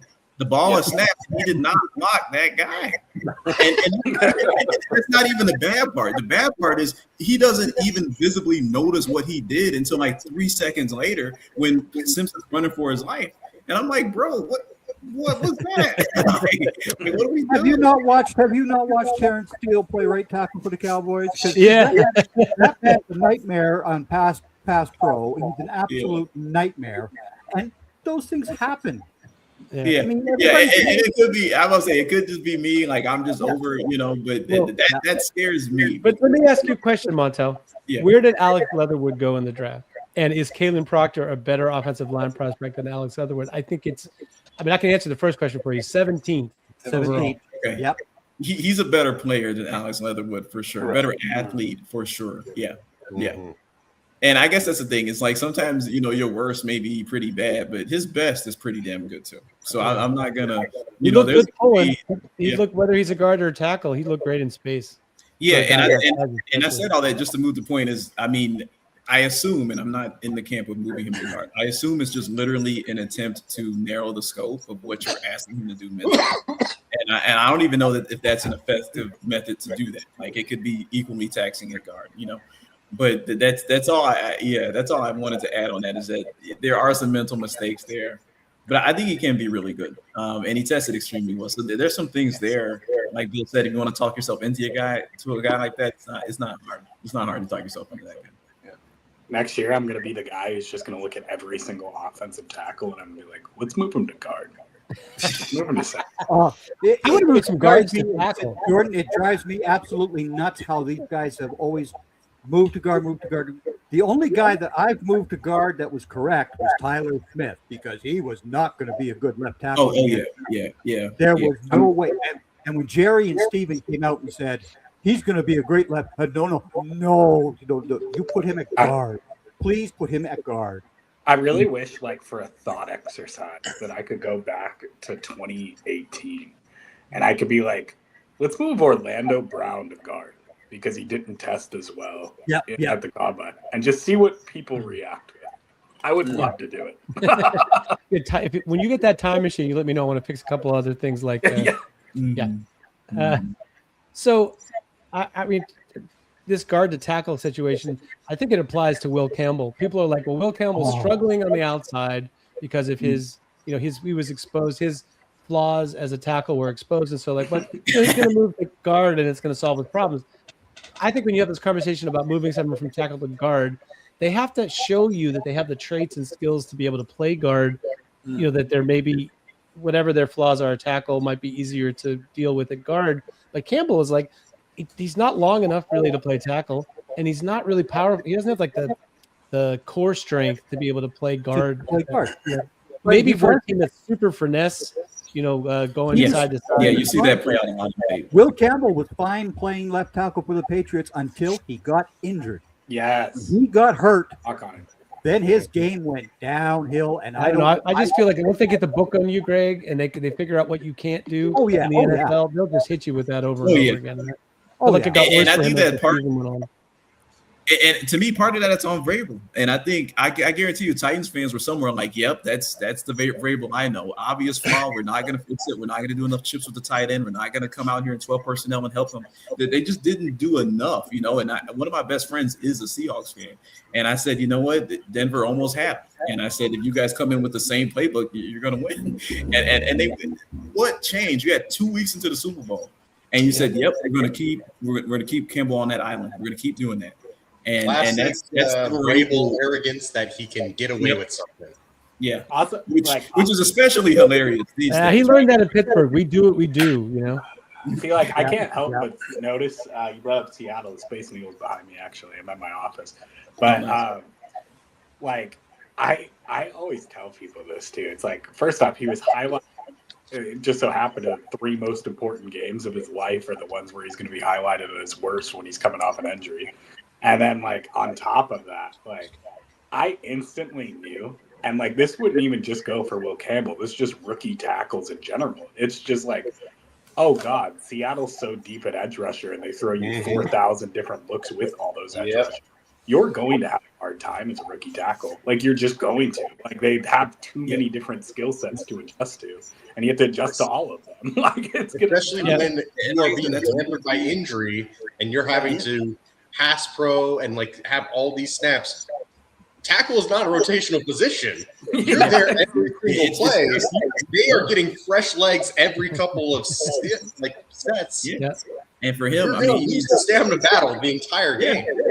Yeah, and this is his first year of NFL strength and conditioning against guys. None of those dudes were rookies. They were all, like guys that have been doing this for a few years. And don't know. Like I do not consider myself an expert on offensive line play, but I would wonder what he would look like in another year with more strength and conditioning, or 2 years, and just to see what that. Yeah. Listen, there've been some pretty good offensive tackles that look. Season. Yeah, you know, like things wear down. Well, there have been some pretty good offensive tackles that looked terrible as rookies. So, Dwayne Brown, I think of as one. Garrett Bowles. So they had some really rough first seasons. So, yeah, it can happen. Yeah. So I don't know what the Patriots are going to do. It'll be interesting to see how they approach it. That's all I'm going to say. And I'm not going to critique one way or the other that it was. I feel like if he's going to work out, he's going to work out at tackle. I really don't see moving to guard. Yeah, I agree. But an opinion on everything, so could be wrong. Good one or a bad one doesn't matter. Yeah. So your draft at Epic Mock was a very good draft for the Steelers. Thank you. I think we missed out on a couple of things I really wanted to do. I tried to convince the other. This is the thing that was great about the Epic Mock, and where you're with teams of people that actually kind of know what they're doing and know the prospects. It's building the consensus is a very underrated part of that kind of exercise. And it just, like I really wanted to pick Eli Heidenreich. I felt like that was a perfect kind of compliment to what Pittsburgh's running back room is. He's a kid from Pittsburgh. It's probably a player they're going to pick in real life in the draft, but I just couldn't get it. I could not get it through the other things that we wanted to try to accomplish as a team. And so I ate that one. So that was something I kind of regretted.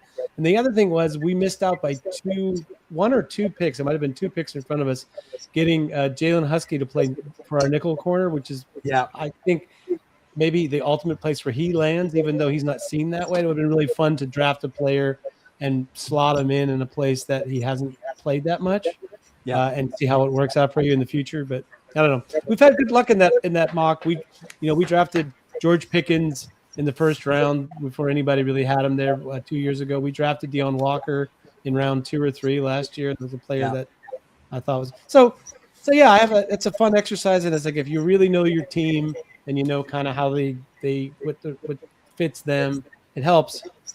That was the other thing that made this year really challenging, Greg, was we have a completely new coaching staff.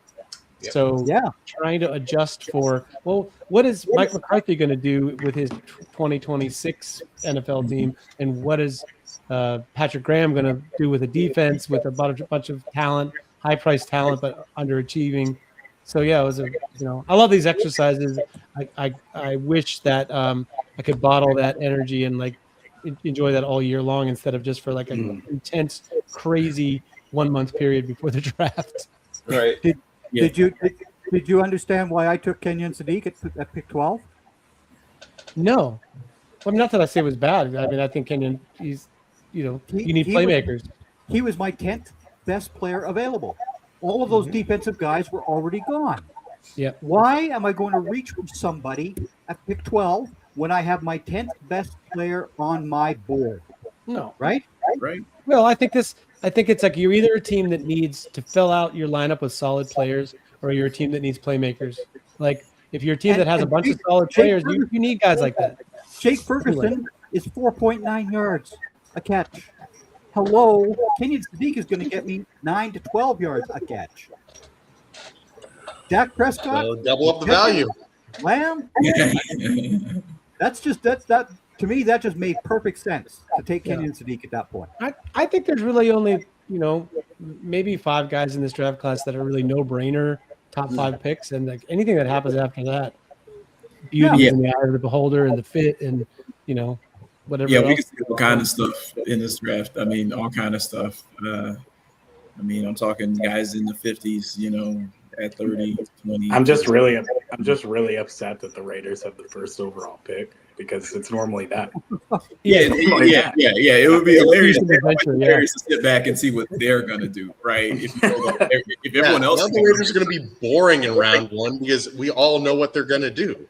If there was another quarterback available in round 1 this year, I think the Steelers with their 12 draft picks this year would have definitely said, okay, we're going to go get that quarterback. Yeah, they were in position to do that, but now they're talking about a trade down with Buffalo for 2027 picks. So That would be So the. that tells me that they're not in on Ty Simpson. No, I don't think. I never saw any fire with that smoke. Yeah, I think the Cardinals were the only team that seemed to have some actually interested in him, which kind of tracks with what we were saying earlier about the Cardinals. I don't know. Like maybe I'm crazy. I have two major issues with Ty Simpson. Well, three. One is very limited number of starts. I think he has either the same or one less than Cole Payton has, right? Yep. And people are like, well, Cole Payton's only 1 year starter or whatever. And then the second thing is he utterly collapsed towards the end of that season when the things got tough, which is not a good sign for the future. But the third one's a little bit more weird and underrated, and that is I don't think he throws a particular – he has issues throwing a tight spiral, and that's with the college ball. You switch to the NFL ball, I think that's a little hidden thing that, I don't know, as a receiver, the difference between catching ball from somebody that really can spin it versus someone that can get you the ball but isn't necessarily spinning it is like 20%, of my ability to catch the football. I don't even think about it with somebody that spins it, whereas that's how you track it in the air. Like if you have to start thinking as you're running full speed. It makes it more difficult to figure out where it's coming, especially on when he's trying to put extra oomph or energy on the ball to try to drive it. Exactly. That's when that spin really can get you with the intermediate throw and surprise you. You'll have your hands in one position and you have to make a late adjustment. Makes those catches so much more difficult. The spiral kind of dies out whenever he tries to push it past like 25 yards. He can have a pretty decent spiral up until that point, but all of a sudden then the spiral just gets really funky. The accuracy, the ball placement, it just is not there past there. Like he's accurate for a deep throw guy in the 20 to 25 area, but as soon as he gets to 26 and beyond, you're like, we are in the danger zone. And we just talked about it, right? Like that's exactly why he doesn't fit Pittsburgh, because the wind's going to be hitting that at the same exact time. And it's just like, they're also going to want to get vertical often too. I mean, you have George Pickens is going deep, right? Jay knows that we're currently in a bet on Draft Nerds behind me. Me and Matt have a bet. If Ty Simpson goes in the first round, I'm on the no side. He's on the. Oh, interesting. I think you just because of the contract, if you believe in him, that maybe you're willing to do the 5-year contract thing. But teams are increasingly less interested in the 5-year contract thing. Well, now because of the new rules, where if you make Pro Bowls, if you really believe in a quarterback, you're going to hope he makes 2 Pro Bowls, and then what are you doing? You're paying a franchise tag. But also, with the modern Pro Bowl, you have guys like Tyler Huntley becoming Pro Bowl quarterbacks. Oh because people can't play, and then they just, oh my goodness, it's so crazy. It is so crazy. Yeah, we need 4 quarterbacks to get through the Pro Bowl. Do we need that though? Actually, do we need a Pro Bowl? That's an interesting conversation. Where was Tyler Huntley? Like when we had to did you? Because you had 2, right? And these aren't going to be tough reps, right? So like, they're not playing. They're not playing football at the Pro Bowl anymore. I mean, it's not. Right. One thing I can tell you for sure is the worst possible thing that could happen to your franchise isn't not finding a franchise quarterback. It's finding a mediocre starter franchise player that you have to pay contract to, because your fan base would just be like, "Why can't you let that guy walk? He's at least better than what we've had." And those sort of like that puts you in that purgatory thing where that you can't draft another quarterback because you're going to offend the guy you just paid, and you just paid a guy. That gets ugly fast. And Will Anderson Jr., congratulations on your contract. I love it because number 1 for the Packers is no longer the highest paid non-quarterback in football. Again, the only reason Micah Parsons became this edge rusher was DeMarcus Lawrence was injured. And all of a sudden, there's Micah now rushing the quarterback on every down. And it's just like, yeah, but you play that position and you don't understand how to stop the run? I remember when he was a good off-ball linebacker. Don't you? Yeah. That was really his job. Every now and then he got pressure, but that was his thing. Yeah. Anytime I hear Will Anderson's name brought up, I always bring up this point because it's been some common dilemma among Jets fans for whatever reason that they can't take Arvell Reese because he didn't force a career fumble in college. And I don't understand how that's like the biggest point. And I've seen literally 20 of them argue with me about it. And I was like, you know what? Will Anderson had one. Will Anderson had one in his whole career. Like, Yep. One's better than none, though. yeah, literally, I've heard that. I've heard that's the worst part. I guarantee. Yeah. Oh, It's 100% more. listen, I have to interact with these AFC South numbskulls all the time. I know how they think. Yeah. And I'll stick with you for the moment, Jay, and then we'll make our way around. Give me a handful of players that you're higher on than the quote-unquote consensus, and then a handful of players that you are lower on than the quote-unquote consensus. Well, consensus would like to tell you that this kid, Malachi Lawrence, has a issue with, the level of competition, or that he's not as polished as you might expect, just because he tested like an athletic freak when he did test. I'm here to tell you, Big 12 is still good enough to be like a adequate sample for him. And on top of that, he has a variety of pass rush move sets that you can use him in, and he can execute at a very good level. Now, will he be a edge setter? Fair question, I'll admit. But I think he has a nice body type where he could grow into a edge setting role, or at least a gap shooter to stop the run, which he can shoot the gap if need be for that role. He has plenty of bursts to do that, plenty of speed, plenty of length. I really like him. I have him in my top 50, and a lot of people are starting to kind of sort of warm up to him. Previously, consensus was all like, he's going to be like a round 3 kind of guy. No, he's going round 2, and I'm not afraid to say it. Not afraid. Ted Hurst, I think that's been one that a lot of us have been big fans of, and consensus was a lot slower to warm up on. But I've been loving this guy since Valdosta State. Yes. All right. Blazers. This man can ball. All right. So he's going to go round 2, very likely. Maybe there's a chance he could go round 1 even. I wouldn't rule it out, especially with how many teams need a wide receiver, especially in the second half of round 1. And this is a very deep wide receiver draft class with a lot of variety of skill sets. I think Ted Hurst could be in that top 40 of picks. Consensus. Yeah, you got a player comp for Ted Hurst in the NFL? Ooh. I got a good one for you. I want to hear your comp for it. I'm curious. George Pickens, but with better feet. Better feet than George. Exactly. You're exactly right, Will. You are exactly right. Definitely does have better feet than George Pickens. Who is the NFL GM who's always talking about it doesn't care how fast a guy is a wide receiver. He wants to know how fast he can stop. And I don't know if I've ever seen somebody the size of Ted Hurst who runs nearly 4.3 in the 4.3s who stops on a dime. Yeah. Yeah. Mm-hmm. Sorry, Jay, go ahead. Yeah, I'd say it was similar to that, kind of in this T. Higgins kind of way, similar to that. I've seen that comp thrown around a bit. A bursty Michael Pittman, if you can call him that. There you go.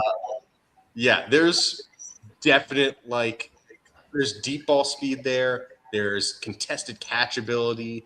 There is yards after the catch ability. Good hands. I've seen him absolutely climb the ladder and just snag balls with very strong grip strength. He's got vertical separation. I really enjoy how he stacks against some of these guys against press. He can play inside. He can play outside. I am very impressed with Ted. Let's get Theodore all the way to round 1 if need be. But I'd be happy if he fell to, 47 randomly. Just but 53. Yeah. Yeah. 45. Sorry, goes before you. You guys need to take a center then. Come on. Jay, don't you know we got legendary Danny Pinter back there? You should know him more than anyone. That's right. Ball State tight end Danny Pinter? Yes. He's now your center. Yep. And Corey Bullock. I heard from my fan base that they're just as good as Tyler Linderbaum. I Yeah. saw the My- announcement picture from some very big Ravens poster. I don't know who it was, and they had Danny Pinter with a Captain C on his jersey. I was like, that doesn't look like him. A backup center would never have a C on their chest. I mean, That's not his number. That's not his face. Oh, wait. That's all pro Quentin Nelson instead. Yeah. no, he's not a vision, actually. If it's Quentin Nelson, no shame. I've got one question for everybody because I sat back and taken a lot in, mainly because I'm in the middle of stopping a cyber attack, which I did. Nice. What kind of systems do you all favor? I've never asked that question. I always like to know, just round robin. I'll go last. Starting with Greg and then Bill, and then I just want to know what systems you favor and which ones you don't. Yeah. Greg? Well, I'm amazed that the Cowboys are going to go to a 3-4 defense. I just don't understand. The Cowboys have always been a 4-3. That it's always been the 4-3, except when Parcells came and destroyed the franchise. As far as I'm concerned, I'm not a huge Bill Parcells guy. I just wasn't. I didn't like him with the Giants. I didn't like the guy. I never wanted him down in Dallas. Period. But this 3-4 defense is going to line up differently than the traditional 3-4s. I guess what I mean, I think I don't want to be misunderstood. Let me change it. If you were head coach of the Cowboys, what system, and it's not a trick question given some other little maladies, but what system would you favor to be installed, both offense and defense, and why? You, not somebody else, not what they're going to do. Yeah. But you. But me? I mean, okay. So obviously, I'm going to give Mr. Parker his due and his chance to have the 3-4 defense come in. I'm fine with this. Okay. But offensively, I wanted to see more motion from George Pickens rather than CeeDee Lamb this year. And that is being talked about. So if George Pickens goes on the move, I think that's going to be a key thing for the Cowboys because that man has decent speed and all that fun sort of stuff. CeeDee Lamb's very good going in motion, but again, if Pickens is the guy that goes in motion, that could open up a whole other can of worms for the Cowboys and Dak Prescott, right?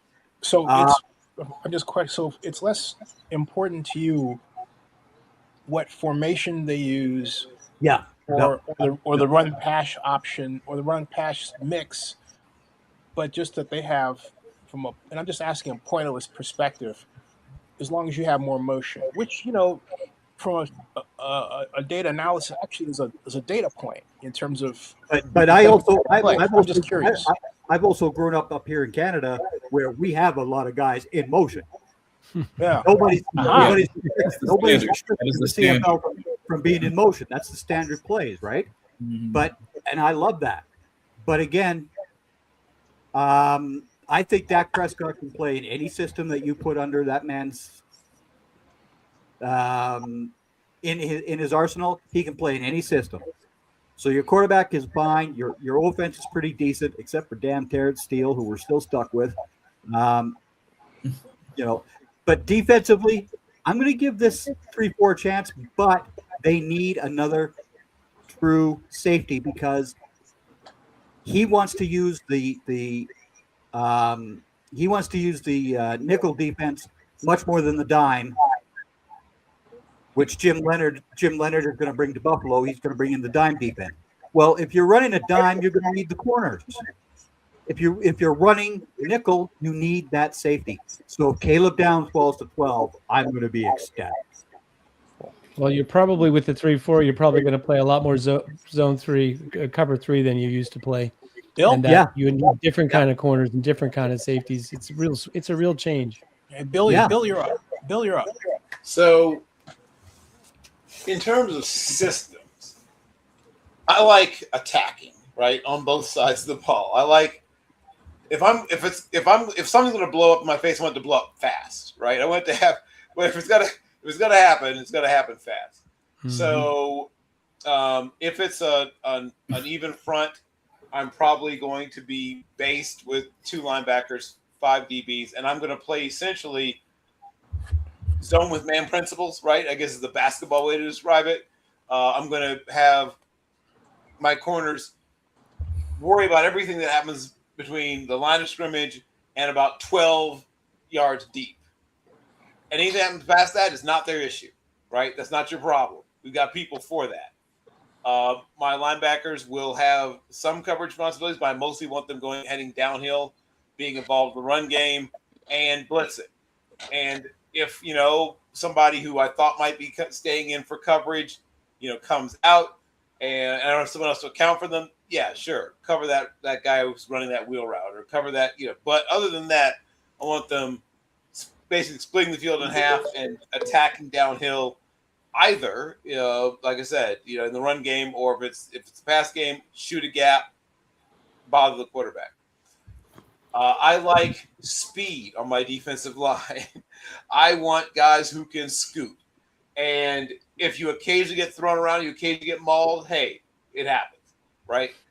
But does that mean that you want a single gap as opposed to a 2 gap? Yeah, right. I mean, there are times when we'll switch it up, but mostly, we're going to be single gapping. We're going to attack. We're going to, think about Jim Johnson's defense, like when he was with the Eagles, with a little bit of on the back end, his like front 7 approach, and then the back end a little bit of Fangio, right? So the marriage of Johnson in the front 7 and Fangio, party up front, serious in the back, right? So that's kind of what I'm doing. The anti-mullet. Yeah. Yes, exactly. Basically, it's the mullet approach on defense. Then on offense, quick game, right? Everything's based on quick game, and we're using the jab, basically, right, to set up the occasional haymaker. And simply because teams are really good at getting to your quarterback nowadays, right? That's why so many teams don't even attempt, what used to be 5 and 7 step drop stuff. Everything's basically 3-step or no step if they're in shotgun. So, hey, Bill, that reminds me. I don't know if everybody remembers, but when Nathaniel Hackett was first announced as the coach for the Broncos, and on preseason he got up on a glass screen and he drew this 7-step drop play. And my first reaction, I mentioned in the video, I said, that right there proves that his offense is going to suck. Yep. 7 is like, and as we remember that year, oh boy, what a disaster. Go ahead. What was this, 1990? No, it wasn't 1990. That was much more recent. No. Yeah. Well, but I'm saying that's like the 2 type years of concept that he's bringing in 1990. Oh yeah. Exactly. That's the point he's making, that he's thinking about, and that's what eventually got Mike Martz into trouble, right? When you have an absolute surgeon who doesn't mind getting, his ribs occasionally, pushed into his organs, like Kurt Warner, you can get away with being Mike Martz. But the problem comes when you don't have one of the most loaded offensive talent pools in the history of the planet, and your quarterback doesn't particularly want to just hang in there and get blasted on maybe 60% of the times he throws the ball. Now what do you do? But yeah, we're going to build off of quick game. Our running backs are going to be super involved in both the passing game and, of course, obviously the run game. And we're going to be in 12 personnel a great deal. And we're going to switch it up, 21 sometimes as well. And they're going to have to guess which guy's staying in and which guy's coming out, receiving the ball or things like that. My quarterback is going to be an athletic person. Now, he doesn't have to be a freak athlete, but he can't be a guy who's – I've seen quarterbacks – Aaron Rodgers. He can't be Aaron Rodgers. Right? I've seen quarterbacks just turn down free yardage, right? Hey, there's like 5 free yards. You just go and get them. And the guy's like, nope, I'm not doing it, right? I mean, He can't be that guy. The guy who's not going to take free yards when there's free yards just to be taken, right? When you literally can just go get him, right? Nope. There's guys who I'm just going to stay right here and hopefully someone breaks free, right? I'll just wait here. But when we do get our shot to take a shot, he's got to be a guy that's obviously got enough arm to do it, and he can even in bad weather or tough weather conditions have enough arm to take that shot when that shot is there. In terms of receivers, it sounds silly, but I care about guys who really catch the ball well. I mean, I know that sounds, but I've seen teams that like don't have that at the top of their list for receivers. You know what I mean? Like, oh, he can do this. What about catching the football? Yeah, we can teach him that, right? Remember Braylon Edwards, everybody, right? Braylon, I had Dr. Braylon. Remember almost every Ravens receiver drafted? But he was great at everything except catching the football. He wasn't unable to catch the football. But it wasn't the thing he was best at, right? He could do a lot of other things fairly well. Pretty good as a downfield blocker, big, strong, fast, ran good routes, got open a lot, right? Really good at getting open. But the catching the football was like a 50-50 thing with him. I need guys who can catch the football, right? If you can catch the football really well, separation, no separation, whatever, you catch the ball, I'll figure out a lot of the other stuff. Speed's cool. I love it, right? I like, especially on defense. I'm very much interested in defense and speed on defense. But I'm willing to sacrifice a little speed on offense at the receiver position if you catch the football better than 99.9% of the people that play that position. Maybe you don't get as many, maybe you don't break as many tackles as I'd like. Maybe you don't run away from people. But if you come down with the football time after time after time, no matter what, I'm going to find a place for you on my team. Yep. At tight end, I would love guys who also are committed to blocking, but I will sacrifice that a little bit because of the modern game, right? And the ball has to come out. So very often the person who's the best ability to help my quarterback not take hits and get the ball out successfully is a tight end who's going to get free, open, quickly, right? And then, like I said, my running backs have to do a little bit of everything. They have to be able to block, they have to be catch the ball, they have to obviously run the ball.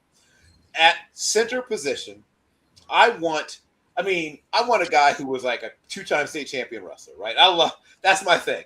If you're a swing center for me, I want you to be a 2-time state champion wrestler in high school. I want you, or a guy, or shot put discus, and preferably both. If I can get a guy who's got a strong shot put discus background and was a 2-time state champion, oh yeah, I'll figure the other stuff out. I don't care if you're undersized, right? I don't care if you are too tall. I've seen people say, "Oh, he's too tall," right? If you are a person who had good enough balance to be a 2-time state champion and wrestler, and good enough flexibility and explosion enough to be a shot put discus guy who was, I don't care if you're state champion, at least good enough to be good, that means you can do what I need you to do in my system as a center. I'm not as addicted to the arm length thing as other people are, but I need your feet to be elite if your arms aren't super long, right? You gotta have one of them. Pick a struggle, but you gotta have at least one of those things. So if you've got elite feet, and I look at both guards and tackles, but I need elite feet. I need like boxer feet, right? Those guys who can get into position and land a blow, right? Literally like boxers, right? Get in the position to land the blow. Like Randy Cross. But guys that I think about is like my guys. Somebody mentioned Dwayne Brown earlier, who did have a bad rookie season, and then had like 16 really good years after, right? Like that's my guy. I look for Dwayne Brown. I mean, obviously everyone wants Trent Williams, but that's hard to get, right? Yeah, like we all would take Trent Williams, we can get it. But if I can give me at least a Dwayne Brown and an Eric Winston, right? If I can get my Dwayne Brown on the left side, my Eric Winston on the right side amongst my tackles, I can live with that, right? And then, I can live with Ben Grubbs, right? A Ben Grubbs level guard. You don't have to be a killer. You don't have to be the best ever. But if you could do the Ben Grubbs stuff, right? You hit targets on the move when you're in space. Nothing makes me madder than a guard who's right in position and then he misses the dude right in space. And now that guy's making a tackle when you should have been throwing him out of the club. Like that should be the thing you live for. You're 302 pounds. That guy's 190 pounds. You should be murdering him, but instead you miss him, and now he's making the tackle. Yep. Oh, that grinds my gears. So that is my thing. If you give me guards that hit moving targets, that's when I'm grading guards. I give a big old check mark for guys that don't. Somebody mentioned Danny Pinter earlier. I'll give him one thing. He hit moving targets, man. He murdered safety when he got on those screens, right? Your safety, he's finding you, right? He's hitting you. Big old check mark. He was really good at that. From my safeties, I'm going to target guys at safety that played wide receiver at least a couple of years in high school, right? At least played, maybe even there was some debate when they got to college about which side of the ball they'd be on. Ball skills at safety nowadays, to me, is as important, if not more important than ball skills at corner. I'd almost rather that my corners just be really great at coverage, and if they aren't great at catching the ball, I'll live with it. I want my safeties to be great at catching the ball, though. I want my safeties to catch the ball as well as some of my receivers do, or at least close to it. Give me guys that when the ball touches their hands at safety, it doesn't leave them. When I think about my ideal Sam linebacker, or the one who's not the run and chase, the little linebacker, the bigger of the two linebackers in my system, my ideal is Matt Blair. Now I know I'm making myself sound 1,000 years old. Anyone who's not at least 50 has no idea what I'm saying, but look him up. Look up Matt Blair. Matt Blair would make so much money in today's football. Oh, he was a big guy who could run like a greyhound. Yeah. He was legitimately 6'4" 3/4, about 244 pounds, and probably ran in the low 4.5s. And I think he still holds an NFL record for total blocked kicks in a career. I think so. Yeah. Wow. He could catch the ball also well. Like he has a decent number of career interceptions. But the thing that I loved about him was if you made the mistake of trying to block him with a tight end, no, never once. No tight end. And then he played in the air when tight ends could block, right? He was playing against Riley Odoms. He played with guys who could legitimately block. He played against. There were no finesse tight ends except maybe what's his name? Barkham, Jerome Barkham, and maybe there was maybe two finesse tight ends in the whole darn league in his era. Everyone else could block. I'm surprised you don't mention the Golden Bachelor. He was a strong side tight end. I mean, strong side linebacker. Yes. Mel Owens. Yeah. Yes, you're right. He was. But my ideal, my guy, my prototype for what I'm looking for is Matt Blair, though, because Matt Blair could do everything could ever ask a linebacker to do, basically, at a super high level. And he was everything. He's big, strong, fast, and smart. And that's what I want, right? He basically was an even more athletic KJ Wright if you're a younger person, right? if you're too young to remember Matt Blair, then think of a more athletic KJ Wright. And then from my little linebacker, my smaller linebacker, right? Who's on the field. Once again, I'm going old, but Tom Jackson, right, is my little guy. That's sort of the ideal. And for those that are too young to remember him, Orange Crush.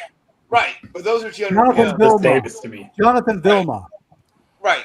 Vilma-esque, right? But I'm thinking of a guy. I mean, no offense to Jonathan Vilma, but I thought Tom Jackson was even smarter. I thought he was even smarter. Like, I thought Jackson was the smartest linebackers I've ever had the pleasure of watching play. Reggie Williams is sort of somewhat similar. I know I'm 1,000 years old, but when Reggie Williams with the Bengals, another sort of similar guy, really super smart. Like, he literally would be telling people what the other team was about to do. Right? That's what I want. I want that super genius linebacker who knows what the other team, the play the other team is about to run. It's telling everybody, they're about to do this, right? Damn, Bill, you're going to steal all our ideal players. We've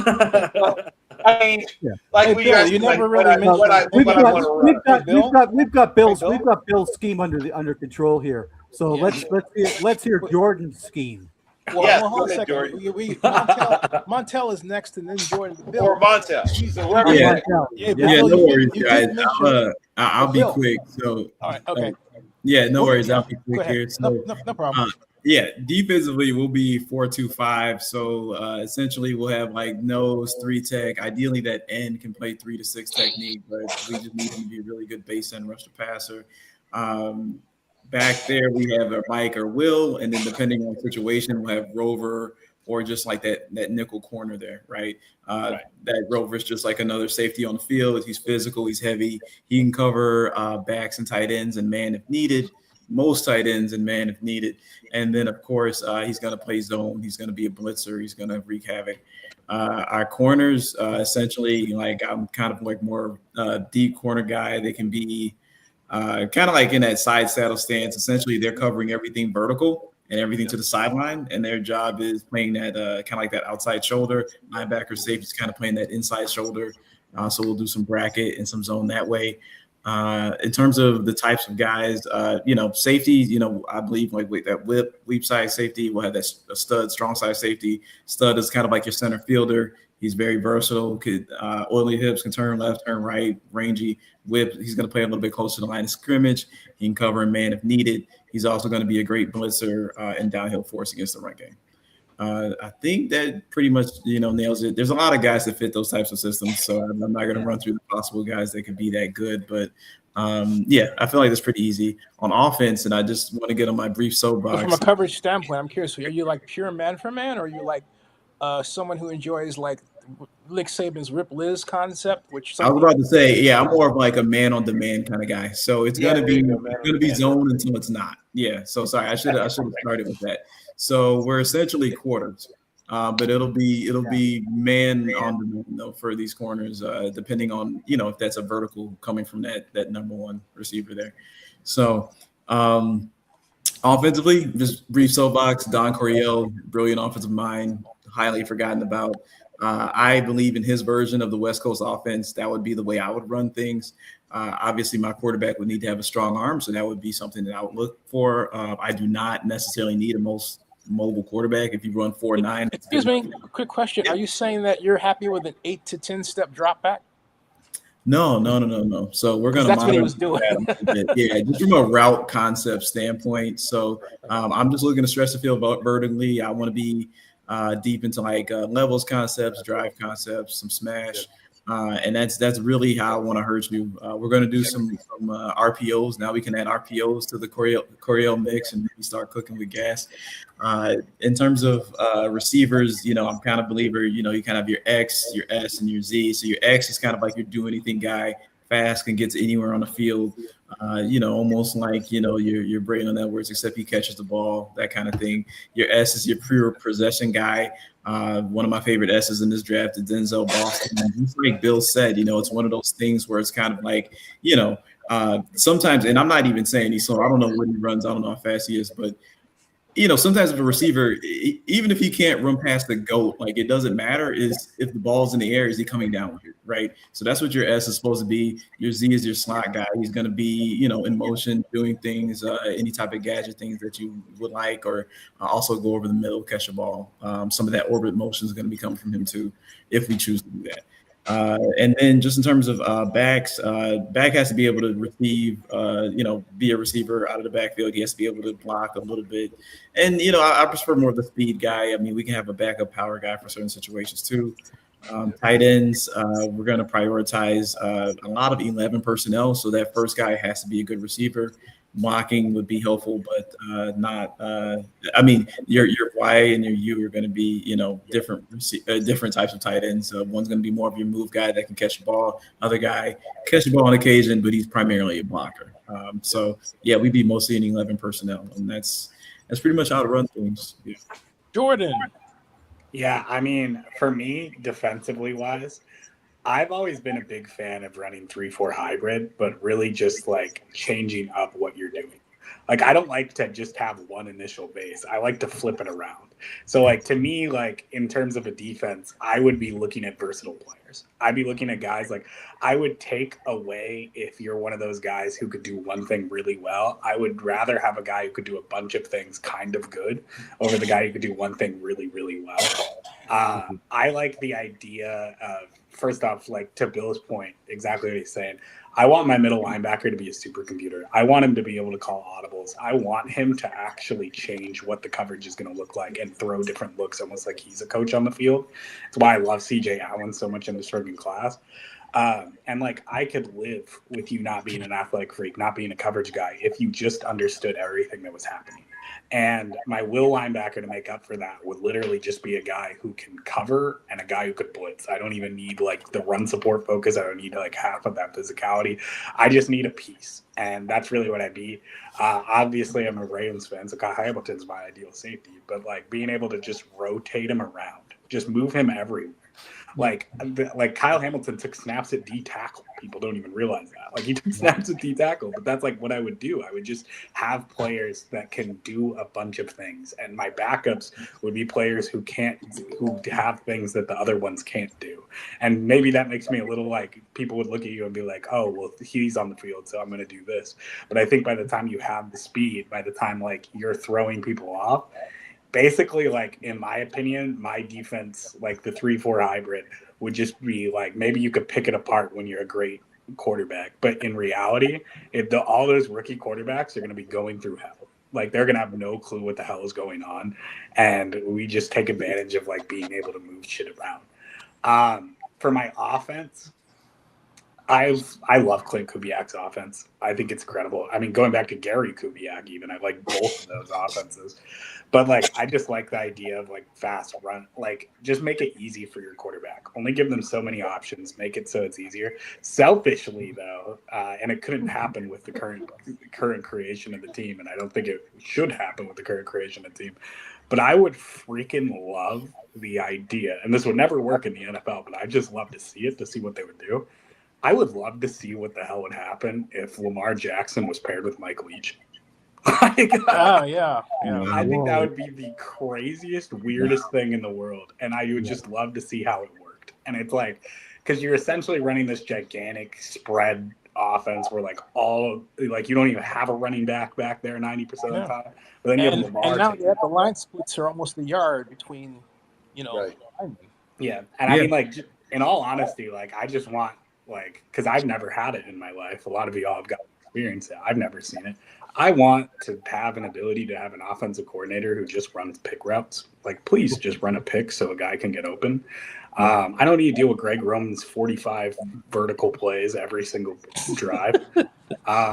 So, like, yeah, I mean, like, that would basically be the go of it. But I would ultimately, if I were the Ravens, I'd be running, like, a Clint Kubiak or a Kubiak-style offense in general. Like, I'd take Gary Kubiak's offense with the Ravens right now. And then, like, with the defense, just, like, as many looks as possible. I like hybrid. I like playing where people can't guess. My only misgiving about Kubiak, real quick. To your point about the is I was just going to say my only misgiving about Kubiak, real quick, is that he has too few plays, and you can zero in on them. And so by the second half of the game, you got him defensed. They did a great job of having some special plays last year, but overall, I kept waiting for people to say, "Okay, well, catch up," and then you have that Seattle defense. Like, wow. So, but Zenny, how many plays did Peyton Manning run? Like exactly his entire career, he ran 3 plays. Honestly, but here's the thing, though. It wasn't 3 plays, and I talked at length with Pat Carroll and I used to have big arguments about this. They had adjustable routes. Of course, And when I say adjustable, not just in the form of the play, in the huddle. Right. So Peyton was regularly changing the play up for a situation. So the it's not a fair comparison, right? It's more, some people would say it's Sandlot. I would say it's just darn smart. But, the only thing they didn't change much of the formations because Tom Moore had this idea, which I completely disagree with, that he says, well, why do I want to change? Because the defense changes. Well, to me, if you draw enough plays over 1,000, you can figure out the pattern you know how the defense is able to adjust and what they can't do or cannot do. It's not rocket science to determine that. So I disagree with what he said. Were they successful? Yeah, but I contend that they were successful because they allowed on the field, on the fly alterations of what they can do. Next. I think Jay is up next. Will. I think it's Jay's Jay. turn. I want to hear what Jay has to I'm say. here. Wait. Jay, go. Jay, stay. Jay. Hey, Jay. Hi. Hey, Zenny. Sorry, I just had to kind of readjust. Don't worry, I blended in. I merged into the background. I briefly, early on in the stream, was... You weren't here. Yeah. Absolutely just camo mode. But anyways, so my philosophy, let's start on defense. I really like the philosophy of both Lou Anarumo and Steve Spagnuolo. Those two, I think, are two of my more heavier influences, where with Anarumo, he throws a lot of different concepts in terms of coverage varieties at opposing offenses, where he's going to disguise pre-snap. He's going to have a lot, like show one look before the snap and then execute a completely different one post. The safeties move around a lot. You can have some like single high to split safety kind of looks. Good use of man, but also kind of then shift over to like some cover 3, cover 2 looks, quarters, all that jazz. I want to make the whole philosophy around my defense is confusion for the offense. I want to disrupt. I want to make them have a hard time figuring out what we're doing pre-post snap. And with Spagnuolo's influence, he brings such wide variety of blitz packages. You have no idea who is rushing from where. Anyone at any time can be rushing the passer. I like to have some of that influence as well. It certainly has been frustrating to watch other opposing offenses try and execute at times against some of these ones. I've seen it a few times with my Colts struggle against it. I like to have a lot of these guys have this kind of instinct of getting after the quarterback at all costs. Though I could adjust that element of the scheme depending on personnel naturally, because like, let's say if I have this great defensive line that can win consistently with 4 rushers, sure, I'll scale back my blitz packages a little bit. But at the end of the day, I still want to have that kind of element of you don't know where or when it's coming from. So I like to mug the center. That's one thing that I really, really enjoy, is just put that fear of that quarterback of the Mike or the Will is right there, about to come and kick your butt. I want him to be thinking of that before anything else. And then he doesn't know if that guy's dropping back, if he's actually staying home, if he's like a decoy for someone else to come off across the edge. I want to put just that little bit of hesitation in it. So those are kind of some of like the key influences that I like to incorporate in my defense. How that kind of looks is you have to be a very, very smart defensive player to be in my scheme. You need to be able to know a variety of looks, know how to disguise, not like tip your cap before the play. I want experienced guys who have been in college football for a good amount, have been exposed to a lot of different types of schemes if need be, or looks. They know what to do and they know how to kind of adjust on the fly if need be. So, of course, that genius Mike, gotta love him. He's going to be that centerpiece for sure. I do like variety in terms of skill sets naturally because of that, where you want guys who can drop back, you want guys who can blitz, you want guys who can run, like stop the run. But I do make one exception to that, and that's that edge rusher, where I feel like I could have a good stable of guys with a variety of skill sets where maybe they could be just dominant in like one, maybe 2 things. And I can just rotate them in as much as I need be, try and get them fresh, and see like if we can exploit matchups and make sure that we're gonna win our matchup more than the other guy just because Will Campbell's out there coughing up a lung trying to keep up with the rotation. But anyways, then shifting over to the offense, the two play callers that I say have a very, very different approach, but I like incorporating some elements of their offenses. Both are Colts offensive minds. I'll preface that. The legendary Tom Moore and current Shane Steichen.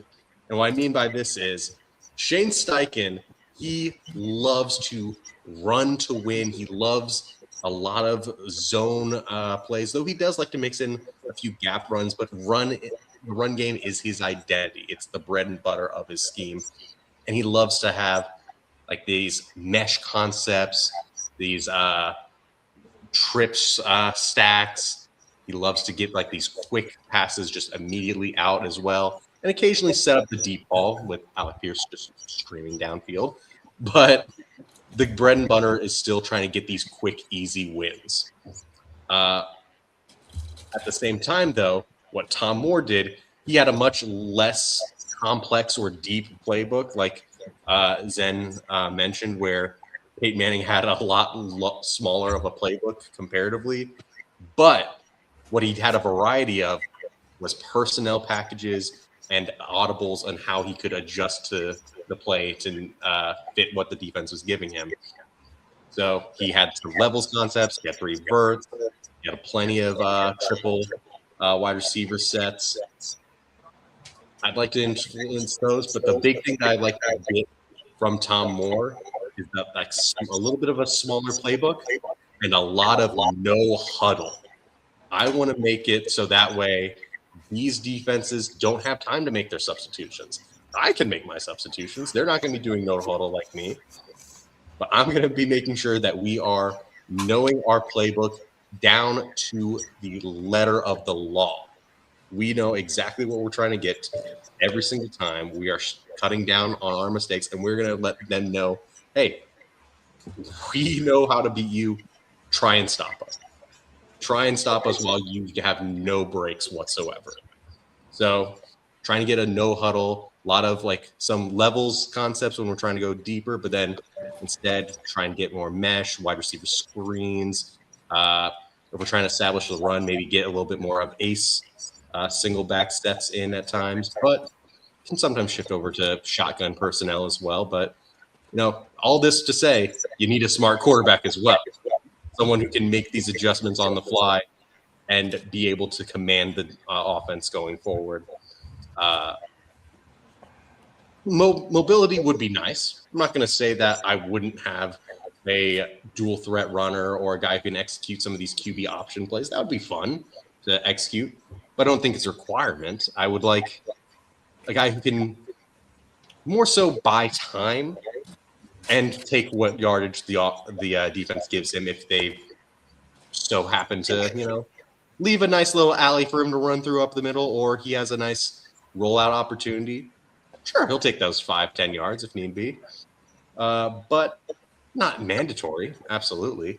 Yeah, I'd say there's some conflicting, you know, influences in these, but at the same time, I think there is a lot of fun that can be had with just the chaos that can ensue from a high-paced offense and a defense that will give you such a wide variety of looks that you really are going to have to struggle. Like you're going to really have to know exactly how to beat a variety of things. And a lot of these young quarterbacks don't. They are not exposed to a huge variety of looks in college. These NFL schemes are trying to baby them and trying to give them like, oh, these half field RPO reads. Nah, you're going to need to learn how to read a variety of NFL defenses if you're going to beat my team. All right? How dare you come in here with your half-baked, I think I can win just getting this RPO slant to this guy over here. No. You make your full reads, and you're going to learn, damn it. But what about the observation that the reason why you have one and two person options, reads are actually the safeties themselves, is simply because the quarterbacks don't have time to do all of that reading that people complain that they're supposed to be able to do. Well, that's just going to be a problem they're going to have to figure out when blitz comes There in. it is. They're going to have someone in their face, no matter what. That's the name of our game. Yeah, I agree.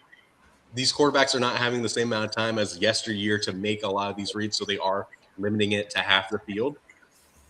But at the same time, if you're seeing one read before the snap, but then all of a sudden I shift to a completely different thing where it's like, oh, yeah, I'm showing that I'm pressing right here, right before you're about to play. And then all of a sudden, the cornerback starts going backpedaling, and then all of a sudden it's cover 3 and bail technique. All right, you're going to have to figure out how to beat that, or vice versa. Like, I want to see if you can actually manage to adjust on the fly. If you can, congratulations. You've beaten my defense. Well done. If you can't, well then, welcome to the NFL, kid. Hope you enjoyed your NIL money. Yep. I totally forgot to add on mine where it's like I was shocker Ravens fan focused on wide receiver routes, but on my offensive line side, I will take more athletic guards than tackles. I'm in the minority. I know most people want more athletic tackles. I would rather have. I don't want guards who can't pull. I don't care about anything else. Like, you need to pull. You need to have agility. I honestly think part of what you were saying with the Clint Kubiak system, and you were talking about how it could get stopped if people figure it out. I think it would be way easier if they didn't have a crappy right guard playing there that can't pull or do anything. And it's just to me, it's like my guards need to be able to move. Ideally, hopefully my centers can move, but I need to clarify that. He had this annoying tendency with the Saints, Kubiak did, to come up with these, really well-designed plays, but only a handful of them. Okay? And so hey, it's halftime, make adjustments, and next thing you know, fizzled out. Now, Seahawks, it was a slightly different story, but I maintain it was because of the Seahawks defense, And my thing with it too is my tackles, I want them to be mountains. I need them to be mountains of men. They just need to be gigantic. It needs to they could be a little unathletic. It just has to be hard to get past them. It has to be hard. Especially if we're running Clint Kubiak's system where a lot of things are going to be quick and it's going to be a lot of that. I could have Derrick Henry follow whatever guard's going to be in front of him. It's like my tackles just need to be big enough to be in the way for 3 seconds. And if they're in there for 3 seconds, then I've done enough because we're past them at that point. Nice. And last but certainly not least, by the way, big tackle, even if it has trouble in pass protections, even if you just have to be tough to get around, Yeah. Even if you can't stop anybody, just be big. Yeah, I like that. I like the posting. I like, going last. There's things that I heard each of you say that I thought, yes, that's, I completely concur with that. But I'll go a little against the grain, not so much of what you guys are saying, but of the league in general.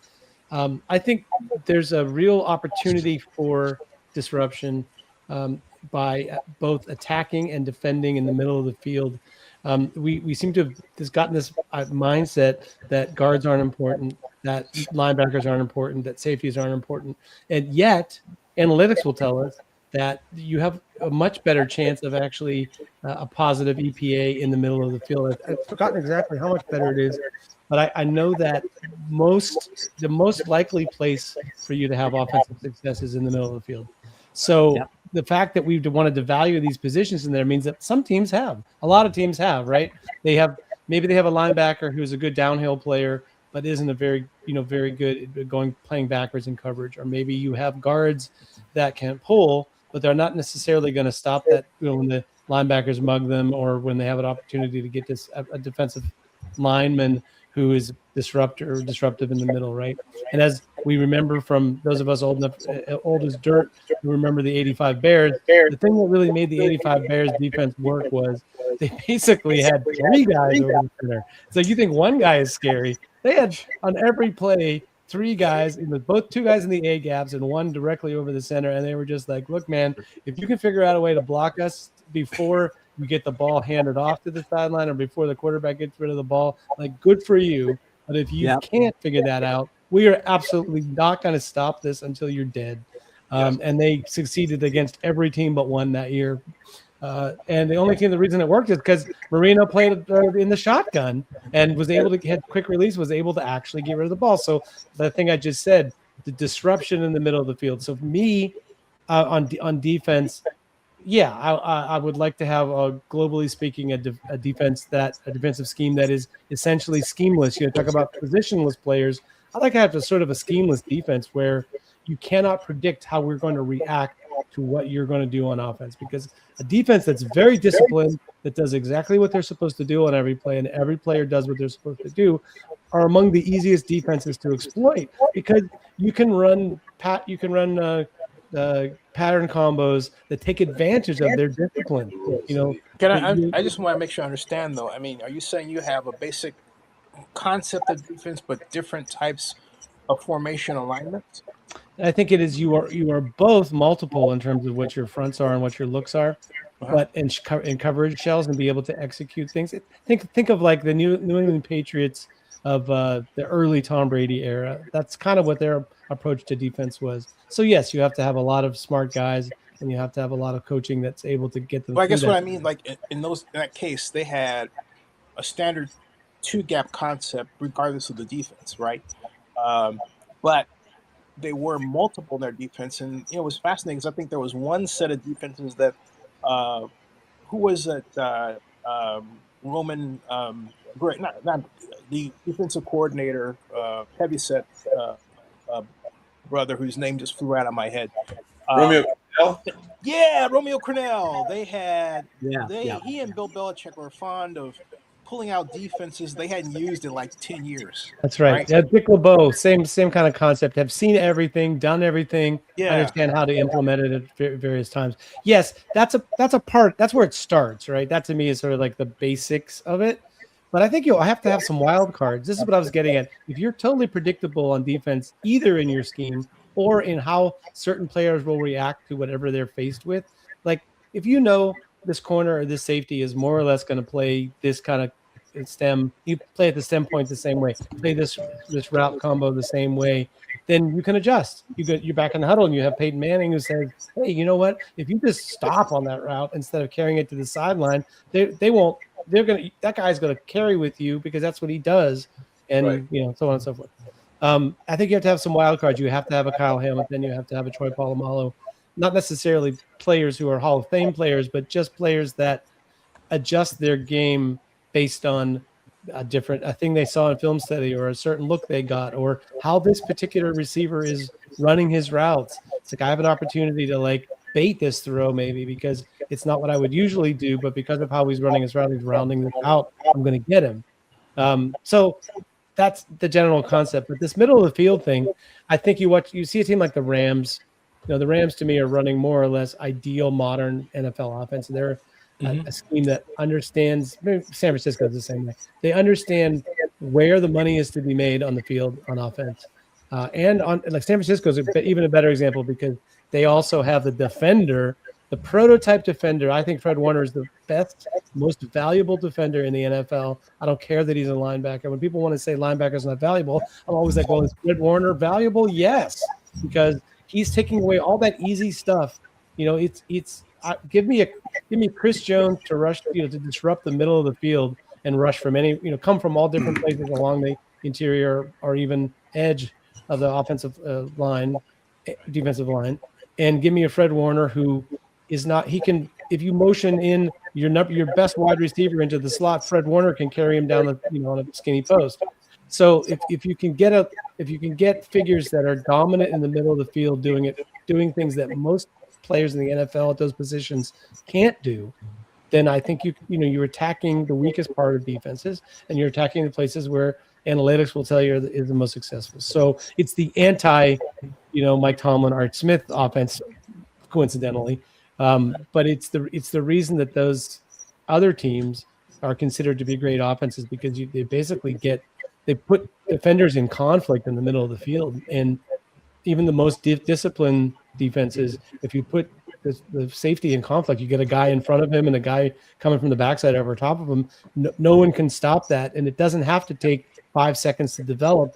It's just a question of if you understand as a quarterback what your key, you got one key, that this hook curl defender comes down or the safety moves to his left or comes back. Whatever your key is that you're reading, it doesn't take that long to read it. So they have this idea like you have one key that you're reading and you let go of the football. So to me, that counters this idea of all the money and investment put into edge defenders. I think it's going to feel a little underwhelming and wasted as the NFL progresses the next few years, because I feel like that interior pressure and the ability of teams to, motion you into conflict in the middle of the field with they bring their best players from the outside and you're not carrying the cornerback with them. That means that your linebacker, your nickel corner, your safety is going to have to cover your best wide receiver. So since you're allowed to do that on offense with motion, you better come up with some things on defense that, outlier things that protect that middle of the field. And I think you're silly on offense if you don't take advantage of that. It also pairs very well with the run game, because once your middle of the field players start thinking about who they're going to cover and how am I going to cover this wide receiver, then it makes them susceptible to run play, counters, RPO, whatever else you're going to do.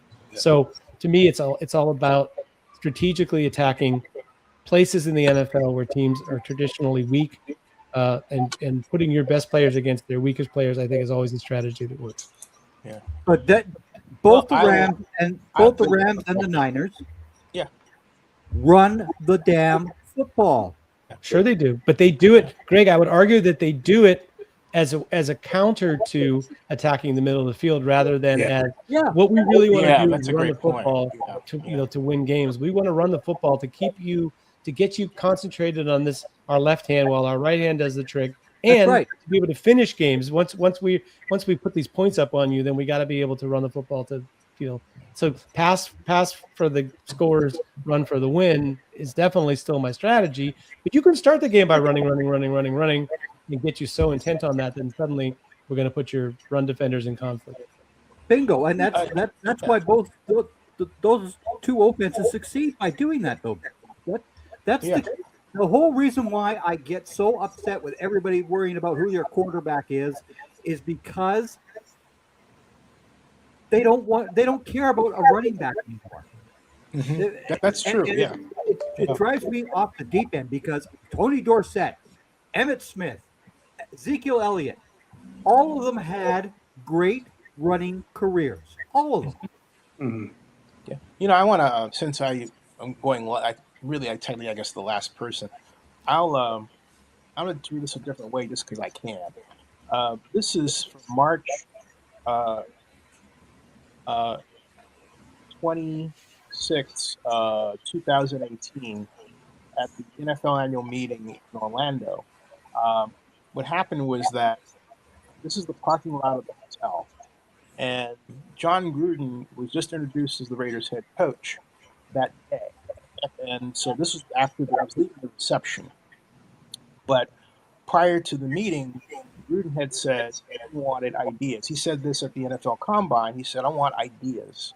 I want new ideas." And I said, "John, I got an idea for you." He goes, "I want to see it." I said, "I'll have it for you at the annual meeting." And so I thought, well, what does John like to do? Run. Okay, I'm pass first, but John is a run guy. He's 60 run, and he likes to, smash and so. So I thought, okay, what have I never seen before? And I was really racking my brain. I was taking myself out to, offenses and philosophies I disagreed with, and I thought about Gus Malzahn. I thought, wow, his running concepts are really cool, but I have never seen a full package of pass plays based purely on his runs. Not separate. I mean, purely on. So I sat down to design it and called it the read option jet swing play. And this is where I'm describing it. In the parking lots. I'm not going to play the full 4 minutes, but what I'll do is I'll switch this up. I'm just marking the time that it happened because of what happened after I gave it to John.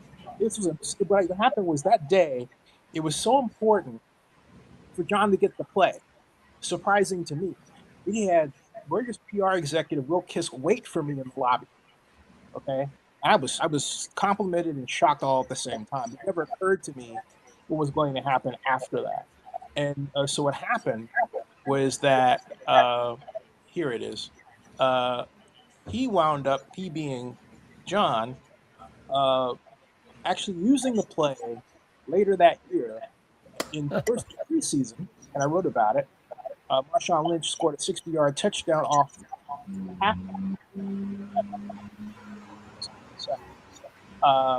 And then something else really happened that I thought was kind of crazy. I started seeing other teams use it. And so I made this video. Yeah, it was a little fun kind of thing to watch kind of materialize. And the point being is, I enjoy creating innovation. Apparently, I managed to round up and done just that. And here is I have a look at the Dolphins version of my read option jet swing.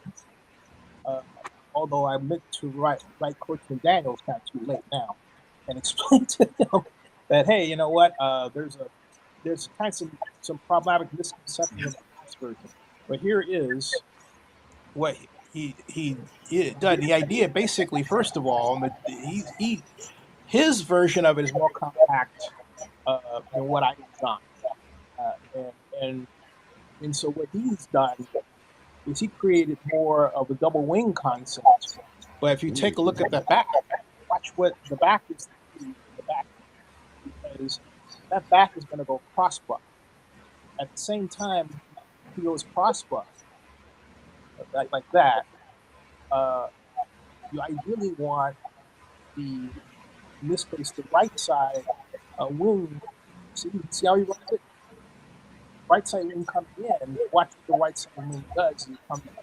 Watch the left side, right? That action is what I created.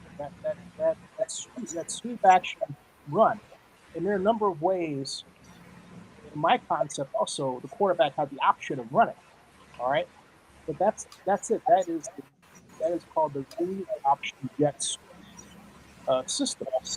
And again, so my thought is, okay, what can I come up with that you haven't seen before?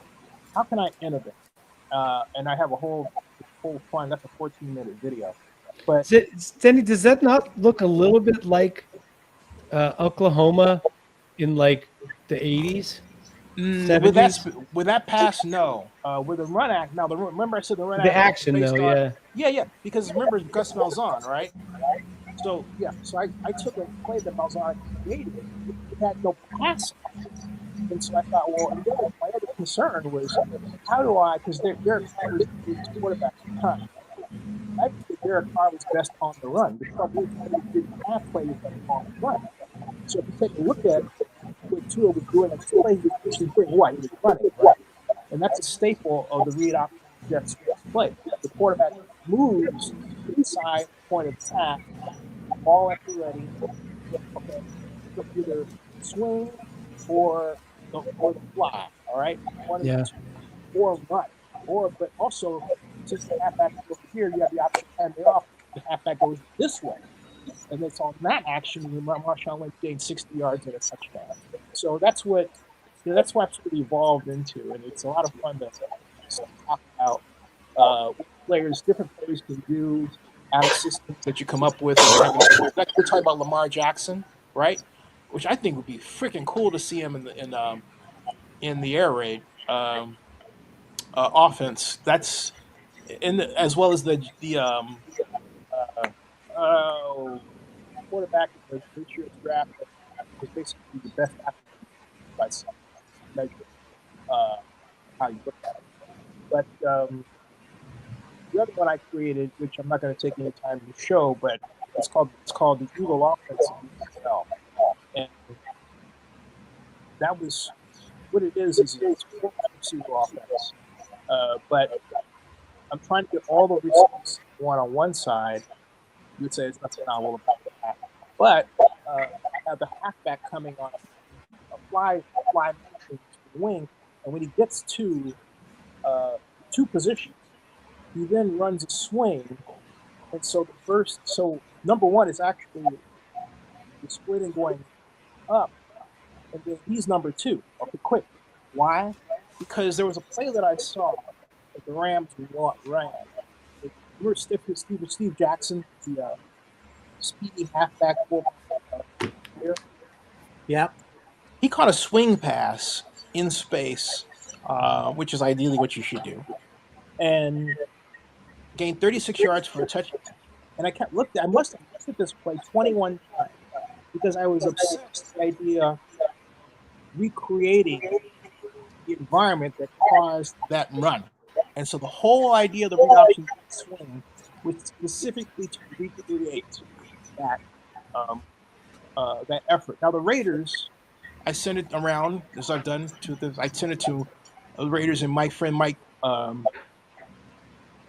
Taylor, who is Raiders PR, got a hold of me and says, "Can I use this on Madden?" I thought, "Oh, I'm sorry." I said, I said, "Hey man, use it as you. I don't know you get upset about it and all that."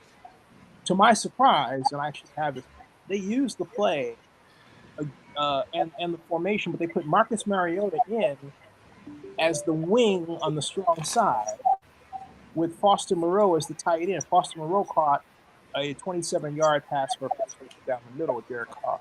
So the play did what it was supposed to do. I wasn't thinking of putting Mariota there, but the idea was to basically give the defense a type formation that wasn't used to handling. But the Raiders didn't use the. They didn't actually use this formation. What they designed. Tony Franklin was on my show. Looked at it. He said it's the best offense he's ever seen a fan come up with. That can compliment. I'm gonna try to get him back on the show. So there's my thought about football. How I think about it. It's I just like to play around with these things, and I have a bunch of playbooks, and I started doing it at 16 years old. So it's changed my look at the draft because I'm always thinking, okay, I can take a quarterback that sucks, but what system do I put him in to make him not suck? And here's the question: is that possible? That's right? $1 million question right there. Yeah, exactly. But it's $1 million question, right? You can minimize a quarterback's impact, negative impact. One, as mentioned, a million times earlier, by making sure that your run game is good enough that you are rarely in third and long. But that means you also Bill, the easiest thing you can do for your quarterback is let him throw on first down. It's the easiest down to throw on. If you make him throw on third down and whatever, 3rd and 5 even, it's bad for a quarterback that struggles. Give him the easy throws, build his rhythm and confidence. If you just run and pass, worse situation for a bad quarterback. And yet, that's what they do with bad quarterbacks. Yeah. Hey, does anybody know? Here, I have a question for everybody. You all know. You remember when Mike McCarthy was the offensive coordinator for the Niners? And Alex. Okay. Did he not suck? Yes. Okay. How did he get so good? He inherited an entire career full of Hall of Fame quarterbacks, starting with Joe Montana and Steve Young or whatever else he had in the beginning. Zenny, what's funny is when you were showing that play, my high school almost exclusively ran an offense centered around jet sweeps. Like it was jet sweeps. Yeah. It was a lot of shovel passes. And ironically enough, it was very close to the play you actually just showed that you were doing. The only difference is we would take the wide receiver, we'd have him a little bit more outside than that, and he'd be running a slant while the running back was running up. Yeah. That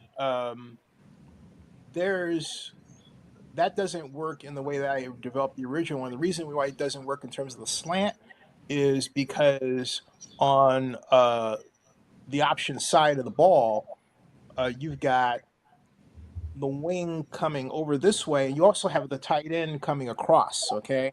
So you wind up throwing an interception. So that's why I tested that early on. I thought, I don't want to do that. But again, we're talking like 2018. But there's another little trick here.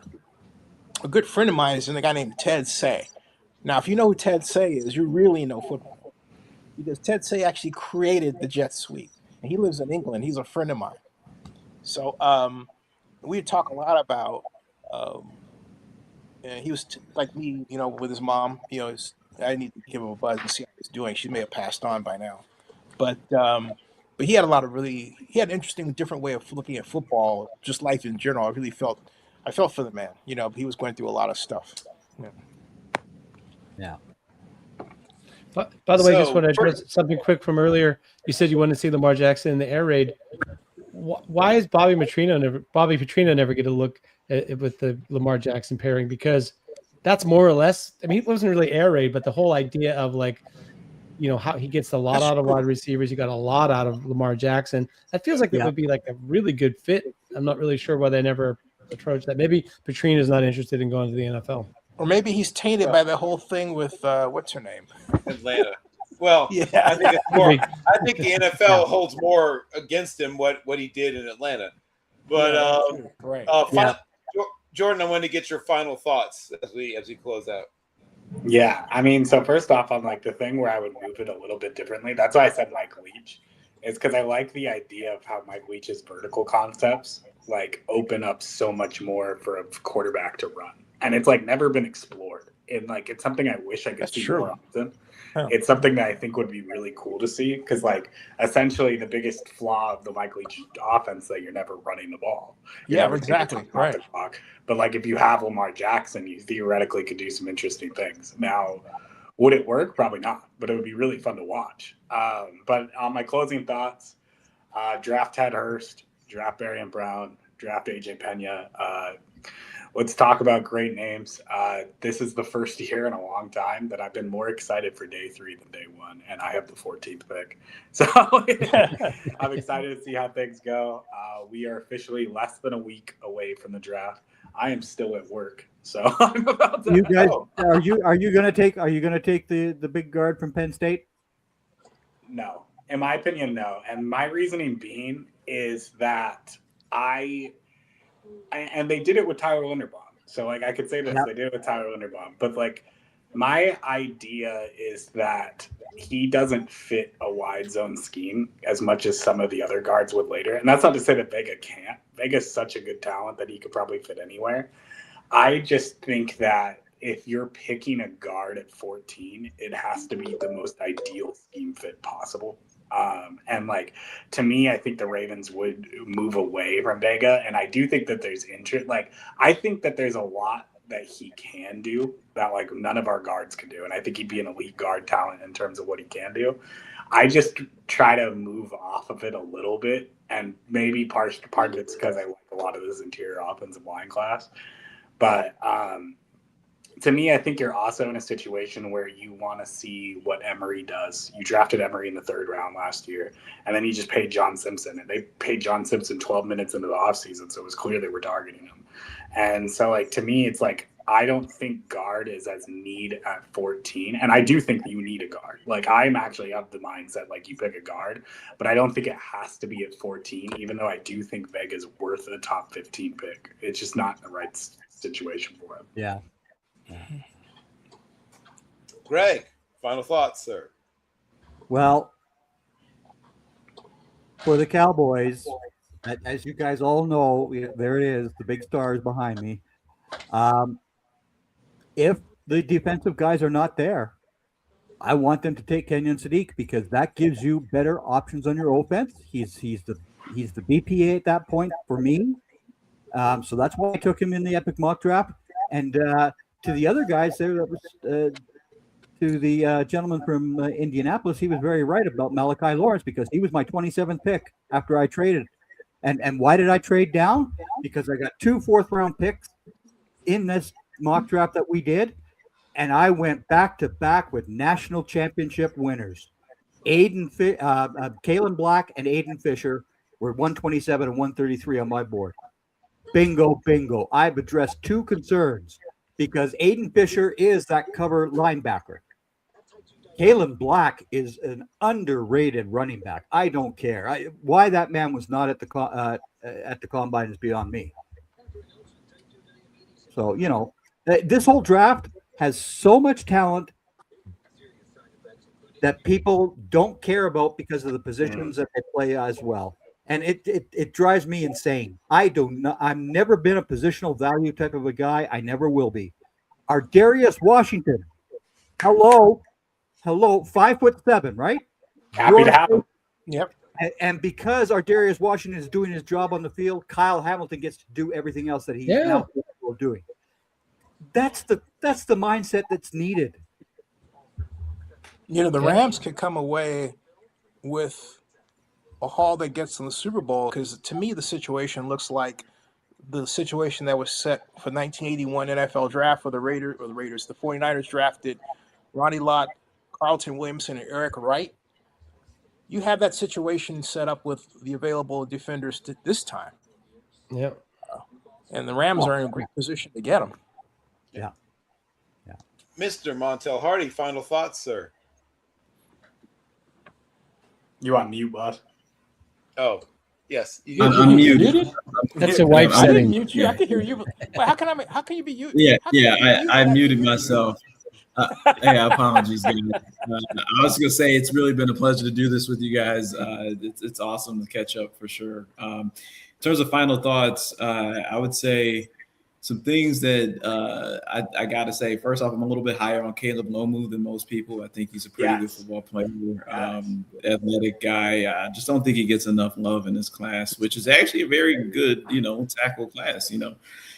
So I like him. I'm gonna give a little love to Denzel Boston. I think that's another guy who, again, I don't know what I know the stereotype metric guys don't watch film, but I watch a lot of film, and I don't know how he tests, but I give myself a freebie every year where I'm like, I don't know what this guy runs, but this guy he's gonna be pretty good. I think he might be one of those guys.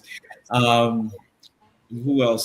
Just last thing, I just really feel like TJ Parker could get a little bit more love. I think he's somebody that, I've seen more dispersion in where he gets selected than literally everyone. And I think he might be pretty good.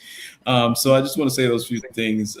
That's important. Other than that, my Twitter handle is Montel NFL. Anytime you guys want to, chop it up, just let me know. And it's been great. Yeah. Appreciate you, Bill. Yeah. Thanks. Yeah. Oh, my pleasure, sir. Yeah, Bill, thanks for doing this. I gotta say that this marks the first time that I didn't get a credentialed. I was rejected, and they said for reasons that have to do with after 20 years that I don't get enough engagement. We have 4 NFL websites. A couple owns 113 websites, but then also I got rejected for Super Bowl week of game, which never happened. I have 13 of those. The NFL annual meeting, I got 6 of those. And now the NFL draft for the first time. And then Carly says, we're doing a media reevaluation. Yet AP Stedham, whom some of you may know, gets credentialed. Yet AP doesn't have a standard website or anything else. Doesn't cover an NFL team either. Okay. Nope. And yet they were saying it was any uncovered NFL team. They wrote this, all right?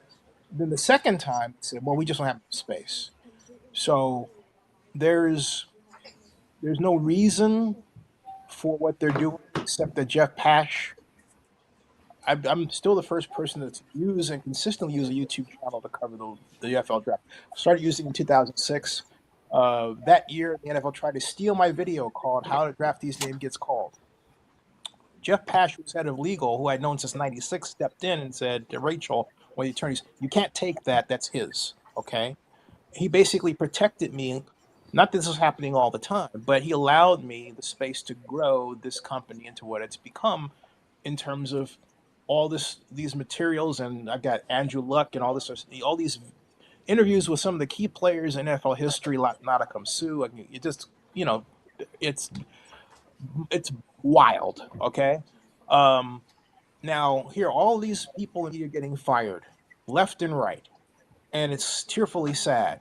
We're in a position, no one's firing this company. We're in a position to absorb them and get investors. We're C Corp. We're in great standing with the state of Delaware, all right? And here these blankety blanks are going to do this. So even if these attorneys decide they can't sue for whatever reason, I'm going to find a law firm that will sue. Because, I hate to have to say, oh, it's racial discrimination, but my point is, are you that twisted to where you're so triggered as a league of what I'm doing and then steal from me, all right, which I've done in the past, and then not say, hey, when you go to YouTube, hey, we're going to reward Zinni, and yet the person you do reward is a guy that had 5 felonies and is known for stealing or basically, buying his followers on YouTube. All right. Yeah. So it's sorry, folks, but you take so much time to build things, and you're used to being part of what you think the NFL family is. It's hard not to have this happen and not have a reaction. I'm only human, So there you go. Will, on that rather unpleasant note, but Will, final thoughts. Well, yeah, wait, I was a little bit like, no, Bill, you're part of this too. Bill goes to the. I didn't do it to you. I promise. I didn't do it to you.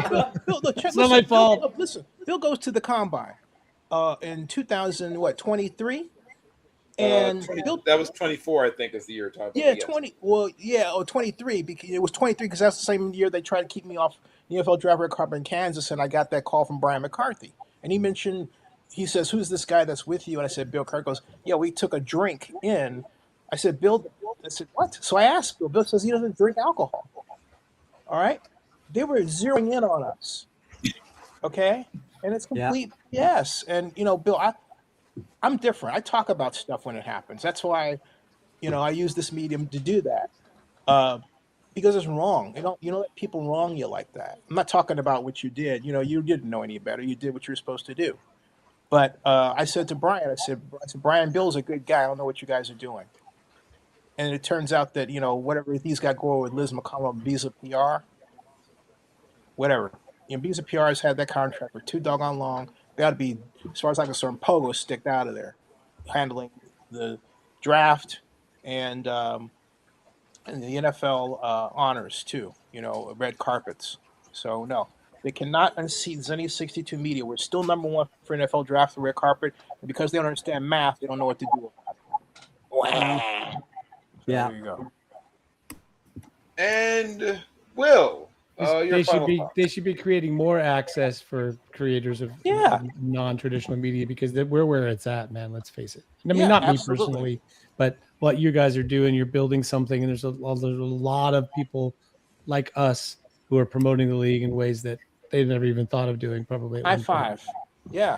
I first of all, thank you very much for being. It was so nice to be asked and to just pop into when it would be on the spot when I came in. That was actually great fun. That's it should be a premise for a program where you guys all talk for an hour and then you bring some unsuspecting oof into be like, okay, now you're on the hot seat.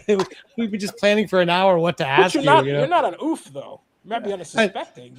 No, I was unsuspecting for sure. Yeah, exactly. It was like, I'm being grilled. It was almost like a surprise party. You were like, surprise! There's 8 of us here.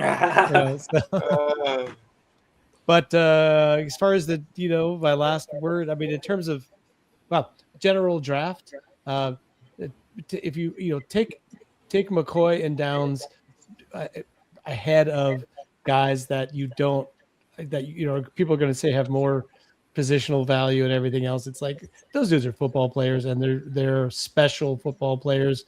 I like many of the other players in this draft, but those two, and maybe I put Sonny Styles in that category as well, are there's something different you're not going to get in every draft by just building a solid team in a deeper draft. So whatever it takes, get those dudes.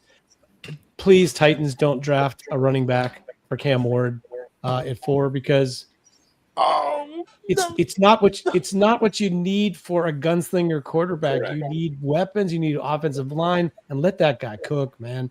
Yeah, giving him the running back, of course, it's a weapon that they can use it, but it's by the time they get to be good around him, you're even as good as Jeremiah Love is, you're still not making your team better 3 years from now when you're in your window to finally win with this quarterback. All right, Yeah. Steelers.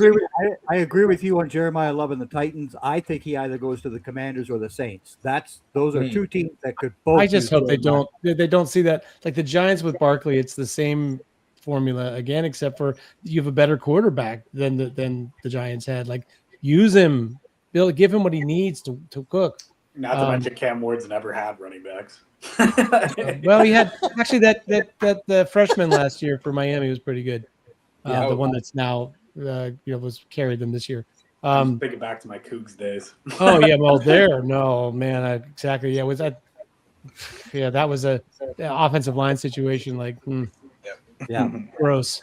For the Steelers, I think something that people don't really realize, they don't really have a starting linebacker. You know that saying, we have two quarterbacks, you have none. The Steelers have like a bunch of guys at linebacker. They don't really have a 3-dot guy. Patrick Queen is a complimentary linebacker who's not quite a good coverage linebacker. He's not quite a good run defender, so it doesn't really help you to have that guy. If you don't get exactly the board that you want at 21, either trade down a little bit and work the magic, or draft Jacob Rodriguez, or get the one wide receiver you like better than all the other guys. A guard is not as big a need for them as maybe tackle who can play guard would be, because they have a journeyman, a young practice squad player that came in at the end of the year last year and played great at left tackle, probably going to be all right there. But Broderick Jones had neck fusion surgery. Just saying those words out of my mouth make me think that a guy, any of these elite, high first round tackle prospects on the offensive line who you think would make good guards, who have the flexibility really to do them both.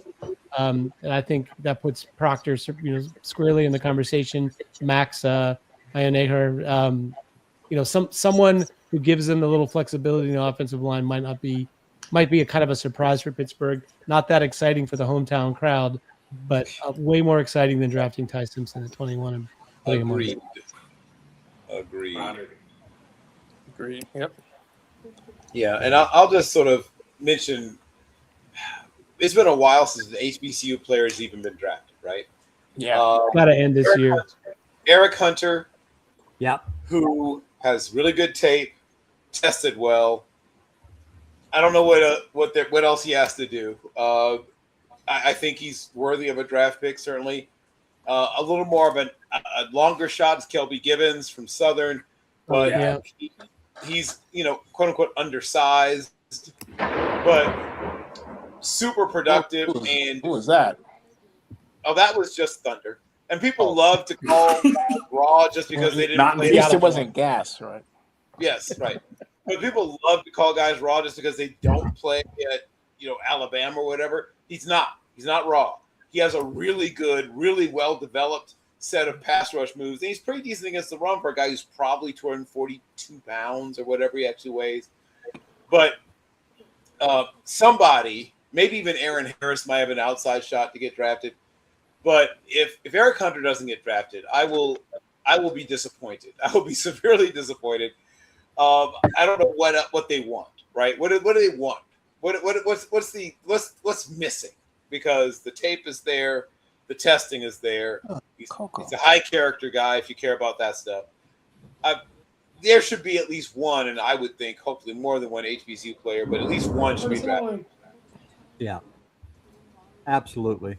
And Bill, you and I always say the same thing about HBCU guys.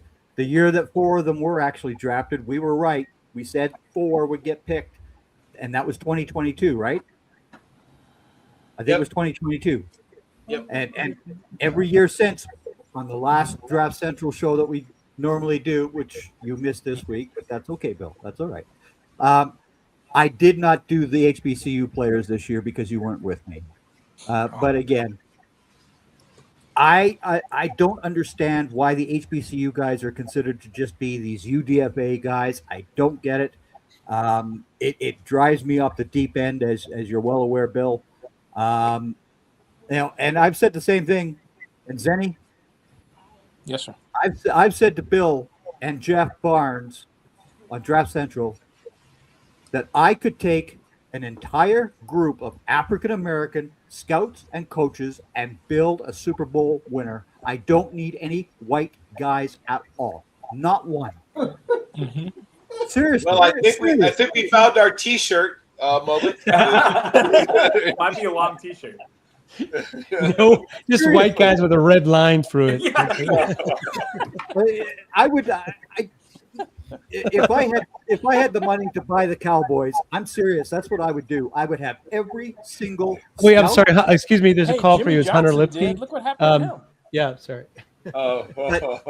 No, not. I was saying Governor Abbott. I'm talking about the actual power play in the NFL, and that is 10 head coaching positions this year, and none of them went to a single African American. Not one. Oh, but Mike McCarthy was available. Come on, man. There you go. Hey, hopefully my D coordinator's next, man. Hopefully my D coordinator's next. Yep. And your team is going to run every single identical route that you saw him running with the Cowboys. Because every receiver was on a curl. Every receiver was on it's just sickening. I can't stomach what Mike McCarthy did. But again, I always go back to the fact that Ed Too Tall Jones was the first overall draft pick by the Cowboys. Yep. It was a perfect pick. Yep. Teron Armstead ended up playing 13 years. I don't know if you heard this guy, Jerry Rice. Pretty good. Jerry Rice is a very good receiver. Also great. Yeah.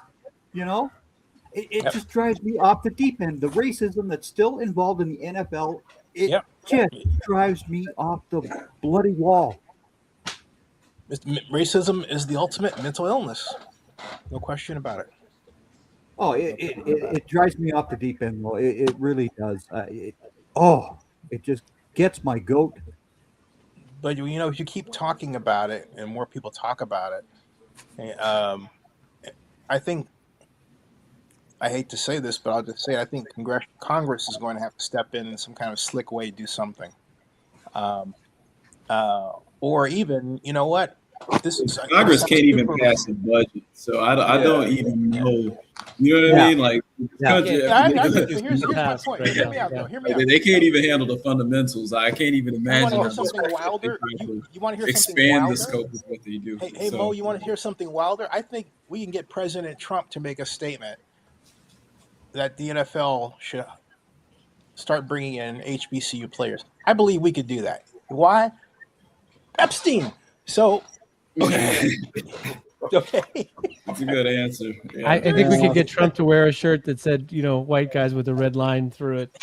There we go. Just buy $1 million of that meme coin, and he'll do like whatever you. I think that's the key. It's just raising enough money. Absolutely. Some Melania coin, that'll do it. So, yeah. Well, all right, gentlemen. And on that strangely controversial note for a draft show.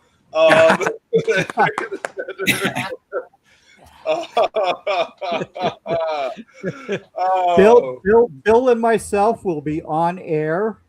We will at teammbsmedia.com or not. Well, Team MBS Media Live on Twitter and on X and whatever you want to call that place. Yes, Facebook and where else are we? Oh yeah, YouTube. That's it. Yeah. Yes. Hey, so on draft day, why don't you guys come by for a little visit? Well, we're busy. We're busy. Yeah, we'll be live through all 7 rounds of the draft. But I'm gonna be the first person to ever go live on LinkedIn. Yes, you're all invited. Nice. To drop through and visit. Hey. Yeah, but here I got to remind. Hey, one of you here has 5% of this company. You, Bill. Yes. So bring them on. I'm very much aware of that. Increase our stock, bro. Come on, man. I'm aware, and I'll be happy. happy. Yeah, well, don't downgrade it. I'll be happy to pop on if you want to do like a everybody. wrap. If you want to do at the end of the end of day 1, day 2, day 3, whatever, a wrap. That I'm fully available. After after everybody the picks, else too. But I'm serious, man. This thing is not. We're not Delaware listed for nothing. You know, Yeah, it was hard to get there. We're listening. 7 years, I got buddy. you. 7 freaking years. I'll Okay. be on Draft Nerds, unfortunately, but Yeah, I'm 100% aware. And like I said, I'll be more than willing to we should probably do a little rap at the end of each one of the days of the draft. And I'm more than I'll be there and with bells on. But all of you have standing invitations. Like a P Diddy rap? Wrap up. Dre, Wrap don't up, forget yes, about Dre, man. Dre. You all have, yes, right. Shout out to my friend Chuck D. But all of you who actually is very knowledgeable about sports too, and of course is the reason that Busta Rhymes called Busta Rhymes, because he of course had watched the original Busta Rhymes, the wingback at Oklahoma, and that's what inspired him to give Busta Rhymes that nickname. But we will be live all 7 rounds. I'll be there with Greg, and Randall Cipher will be jumping in and out. But all of you have standing invitations to come in. Especially if you want to come on around the time that your team is picking, we'd love to have you. I'll be in Paris enjoying the draft from afar, because the draft is in Pittsburgh. I can't be there, of course. Yeah. Every once in a while, I think the term is humble brag. Every once in a while, Will drop a little something. God, I'd love to be there, but I'm going to be in the Pyrenees. Oh, I'd love to be there, but I'm going to be road racing. I will be, not the humble brag, but I will be the leading NFL draft correspondent in Paris on Thursday. Parlez-vous français? Will, parlez-vous français, huh? Yeah. Well, moi aussi. Congratulations. Catch me next to Ted. My français très mal. Exactly. Montel and Jordan, you're definitely going to be invited on to NBS Media Live. It may be day 2 or day 3 even, but we'll cover your team pick. Yeah, cool. Jordan just wants to come on, in time for AJ Pena to be selected, and he'll be fine. Nah, I think I'm on Draft Nerds for the draft, but if I have any time, you probably will be. But, yeah. Mm-hmm. But when Barry and Brown gets taken, we'll do a simulcast, right? We'll link up for that one. When Barry and Brown gets taken, I'll just join everybody's stream at the exact same time. Magically, just press the button. Yeah, I'm everywhere. That's a great idea. I'll just interrupt whatever they're talking about. I'm like, this isn't as important as Barry and Brown getting drafted. Yeah. hey, talk about spreading your seed, huh? Yes, indeed. And on that rather uncomfortable note, I will wish everyone a wonderful night, and get home safely. I guess, but yes, it is always a pleasure, a privilege. As Jay had to run, he put in the DMs, and of course, it is a pleasure. Thank you, all of you. Thank every single one of you for making the time to be here. I didn't think it would go anywhere close to this long, so thank you so much for your patience and your stamina. And thank you for doing this on Zenny62 YouTube. It's also on NFL News by Zenny62.com, also on ZennyReport.com, also on Twitter. If you type 2006 NFL Draft overrated on Twitter, you'll find just us. 2026 NFL Draft overrated. Yeah. And it'll come up like 8 times. Nice. So tell the truth. When Zenny mentioned spreading your seed, did you think Antonio Cromartie or Phil Rivers? That's all I want to know. There we go. Tyreek Hill is pretty active. Oh, as yeah, well. yeah. I just thought we were trying to make more draft Jesuses. My bad. Nice, sweet draft Jesus. Thanks, guys. Of course, thanks, guys. Got a ball, man. Everyone. Take care, guys. Take care. Hey, the last temptation of NFL Draft Jesus, right? Yes. Oh, wow. The last temptation of draft. I like that. Yeah. Yes. Yes, indeed. Oh, my. Yeah. Well, since I have the button, I'll be the last guy out. So, yes, Greg, that makes sense. What size T-shirt do you wear, Greg? I might make one for you. There we go. I usually wear mediums. Okay. We'll see. If I get around to it, I'll make you one. That would be great. I'll end the stream and save you guys the fear of yes.